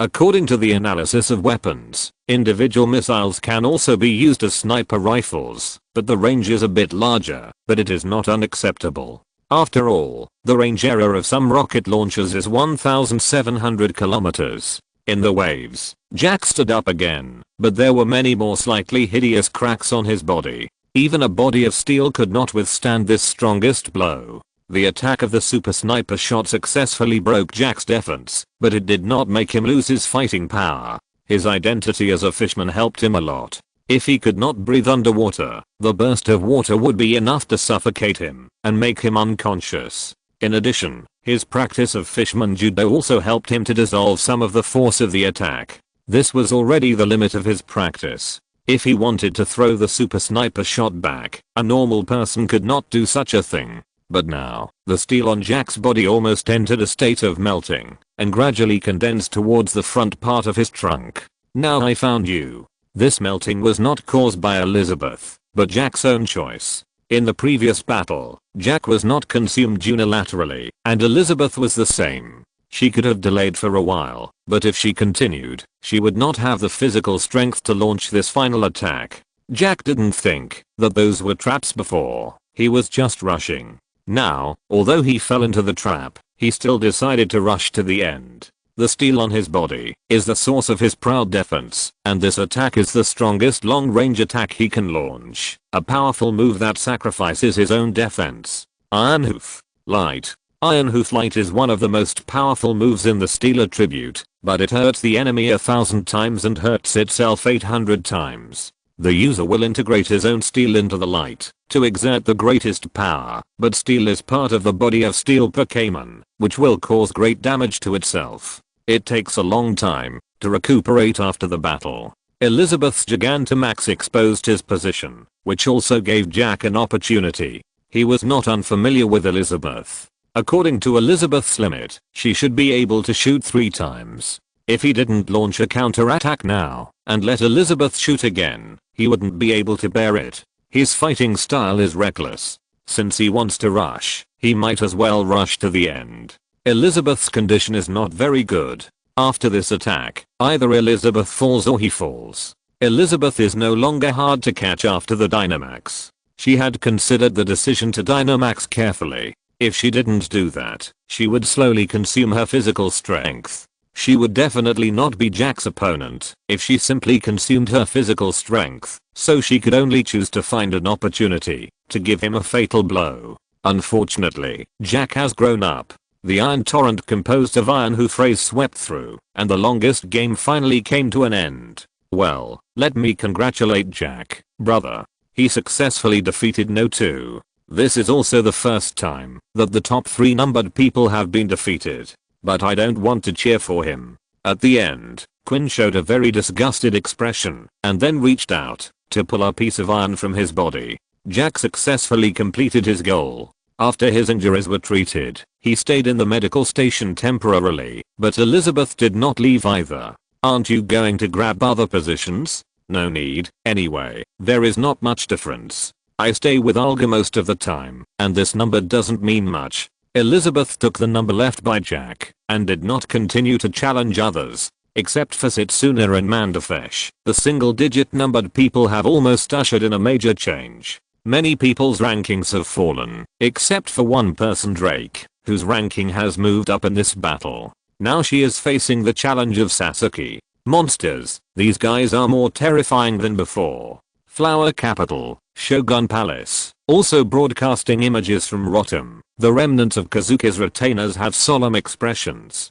They not only saw Kaido's growing strength, but also saw the development history of the beasts with their own eyes. They don't know much about the external environment of the beasts, but just looking at Wano country, they can also see some problems. Okaku, that woman seems to have always been interested in you, right? Looking at Drake on the screen, Denjiro suddenly looked at Okaku beside him. Maybe that's the case. Maybe you should cooperate with her? Maybe you can get more information this way. That's not good. Kikunojo's character is also too gentle. Knowing that Kanjuro is an undercover, he still can't bear to kill him. Facing Drake's various cheesing, and some special care given in life, and the small conveniences during the investigation, he was a little hesitant. Yeah, it's too early now, so don't do anything unnecessary. Denjiro misunderstood Kikunojo's meaning, thinking that he meant that the time was not right. Kikunojo didn't deliberately mention this matter, and the topic was temporarily put aside. They continued to look at the battle situation. Although they are enemies, they have to understand the enemy's situation. You are really tough. Shaking his wrist, Drake seemed to know how Elizabeth and Fozef felt. Facing such a high defense opponent, it was really not very pleasant to fight. In order to get closer to brother Kaido, this is essential. Excuse me. After digging twice in the air above the ground, Sasuke was ready to charge again. Drake's attack power was stronger than Fozef, but it was not a fatal threat to him. If you can do it, I have no objection, but you also know that, if the ranking is different, the salary difference is very large. Drake reached into his lapel, and took out a gem hanging on his necklace, and then began to make a slightly strange posture. Chapter 750, The Ultimate Volt Lightning Dance. The stone tablet was discovered by her and Isuka. After following her for so long, she certainly wouldn't let him work in vain. The shopping cart and the matter about Kikunojo can only be regarded as additional options. Strength is the fundamental issue. The gem is the source of her power. Like the Dynamax and Mega Power, it is also one of the important ways to improve the ability of Pokémon. This is not the world of Pokémon. Pokémon users do not need to rely on trainers. People like Shaina, whose power has been integrated into their blood, can achieve Mega Evolution with their own will. There is a certain difference between the Gyarados Queen Nereus. The power is not completely integrated into the body, but is hosted in the Mega Stone on the crown of the head. This mainly depends on talent. Only those with sufficient talent can fully absorb the power into the body. If it is slightly worse, it still needs to be through external objects. Drake is in such a state. There is a yellow crystal hanging on the necklace on the chest, and there is a lightning-like mark inside. This thing is called Z Pure Crystal, which also stores powerful power. With the energy provided by Z Pure Crystal, the user can use powerful Z moves. Although it will lose some additional effects, such as limiting the opponent's speed, the Z moves and the attack move category have greater power than general moves. As long as the power is strong enough, you can kill the opponent just by smashing. There are two types of Z moves. The first is the universal Z moves brought by the attributes. Any Pokémon with suitable attributes can learn it. The other is the exclusive moves of some Pokémon. Drake is the former. The power of this move is much stronger than the moves of Pokémon, but it causes a great burden to the user, so it can only be used once in a short period of time. To be honest, you are really tough. You can stand up after so many attacks. The physique of the fish people is really not to be underestimated. In the battle with Sasuke, Drake fell into a similar situation as Elizabeth, but Sasuke's defense was not that strong. Although the damage was not obvious, it could still cause a lot of effect. But it was too slow to fight like this, and she wanted to change to a faster way. What are you doing? Sasuke saw too many strange things in this battle, and Drake's movements at this time made him confused. He only saw her left hand up, and her right hand down, pointing diagonally to the sky and the ground respectively. Her body was still shaking slightly. Humans usually call this behavior dancing, but in this situation, it is very reasonable. Sword dance is the most commonly used skill for ordinary members. There are also ordinary members who have learned sword dance. Those people can form a small dance group. If it is other forces, dancing on the battlefield may just be a mental attack to attract attention, but in the beasts, it means the sublimation of strength. Looking at Drake who started to dance, Sasuke did not continue to stand there stupidly, but launched his own offensive. The force of the collision was integrated into the body, and the city dragon crashed into Drake like a locomotive. You are really impatient. In fact, I don't really want to use this move. This preparation is quite shameful. Although the Z move consumes a lot of energy, the power it contains is worth the consumption. The only drawback is that it requires dancing before it is released. The special posture is a way to draw the power of Z crystal. Drake's action is what the electric attribute Z move requires, so the shame level is already low. As her action ended, a powerful lightning force erupted from the necklace. Her body in the Ronchin cat state was already wrapped in the electric current, and then a large amount of lightning gathered towards her right arm. The sound of lightning was like a flock of crazy birds, and the dazzling lightning made Sasuke unable to open his eyes, but he did not stop. Instead, he aimed at the light source and rushed towards the most dazzling place. He lacked the means of long-range attack, so he wanted to interrupt Drake's attack before he finished charging, but no matter how fast he rushed, it was still much worse than the gathered lightning. Ultimate Volt Thunderbolt. The lightning finally gathered on his right fist. Amidst the roar, a beam of light composed of lightning shot out from Drake's right arm. The lightning beam was as powerful as a grating cannon. The ground cracked instantly under the scorching of high voltage lightning, and then a large amount of soil and rocks were rolled up. The ultimate Volt Thunderbolt, which condensed all of Drake's lightning, had already been blasted out. The metallic light continued to emerge on the face bones of the city dragon. During the collision, Sasuke was also constantly strengthening his defense. It was impossible to dodge. If he tried to evade now, he would only be beaten in vain. It was better to go all out and fight for the last time to see whether his shield was harder or the opponent's attack was stronger. Boom. With Sasuke as the center, the smoke produced by the lightning explosion rose into the sky. The law of smoke without injury had failed at this time. After the smoke cleared, Sasuke's originally huge body had fallen to the ground. Different ways of strengthening have their own advantages and disadvantages. In terms of single target burst, Z moves that almost exhaust all physical strength are far more powerful than Mega or Gigantamax, especially when dealing with bulky enemies. Done. Drake shook his wrist, slightly relieving the soreness in his muscles. The power of Z moves is not fixed. Its essence is a powerful attack from the original skills of the same attribute through the transformation of Z crystal. When trying before, Drake only used some small power skills. The most powerful attack was in the battle just now. Not long after, at the medical center, there was a little change. The ranking battle was not indefinite. It was nearing the end at this time. Many people who had determined their positions were waiting here. It even felt like a semi-retirement meeting for veteran cadres. Elizabeth, are you really not going to challenge again? 16 is too low. It doesn't matter, Olga doesn't care about this, and don't you think it would be a terrible thing for someone to find out that 16 is stronger than 11? You really have learned a lot of Olga's bad taste, but it seems that there are not many people left in front. If you don't count Setsuna and Mandafesh, it's really a big change. I don't think Scourge can win. Well, although Ziope is young, he is too restrained.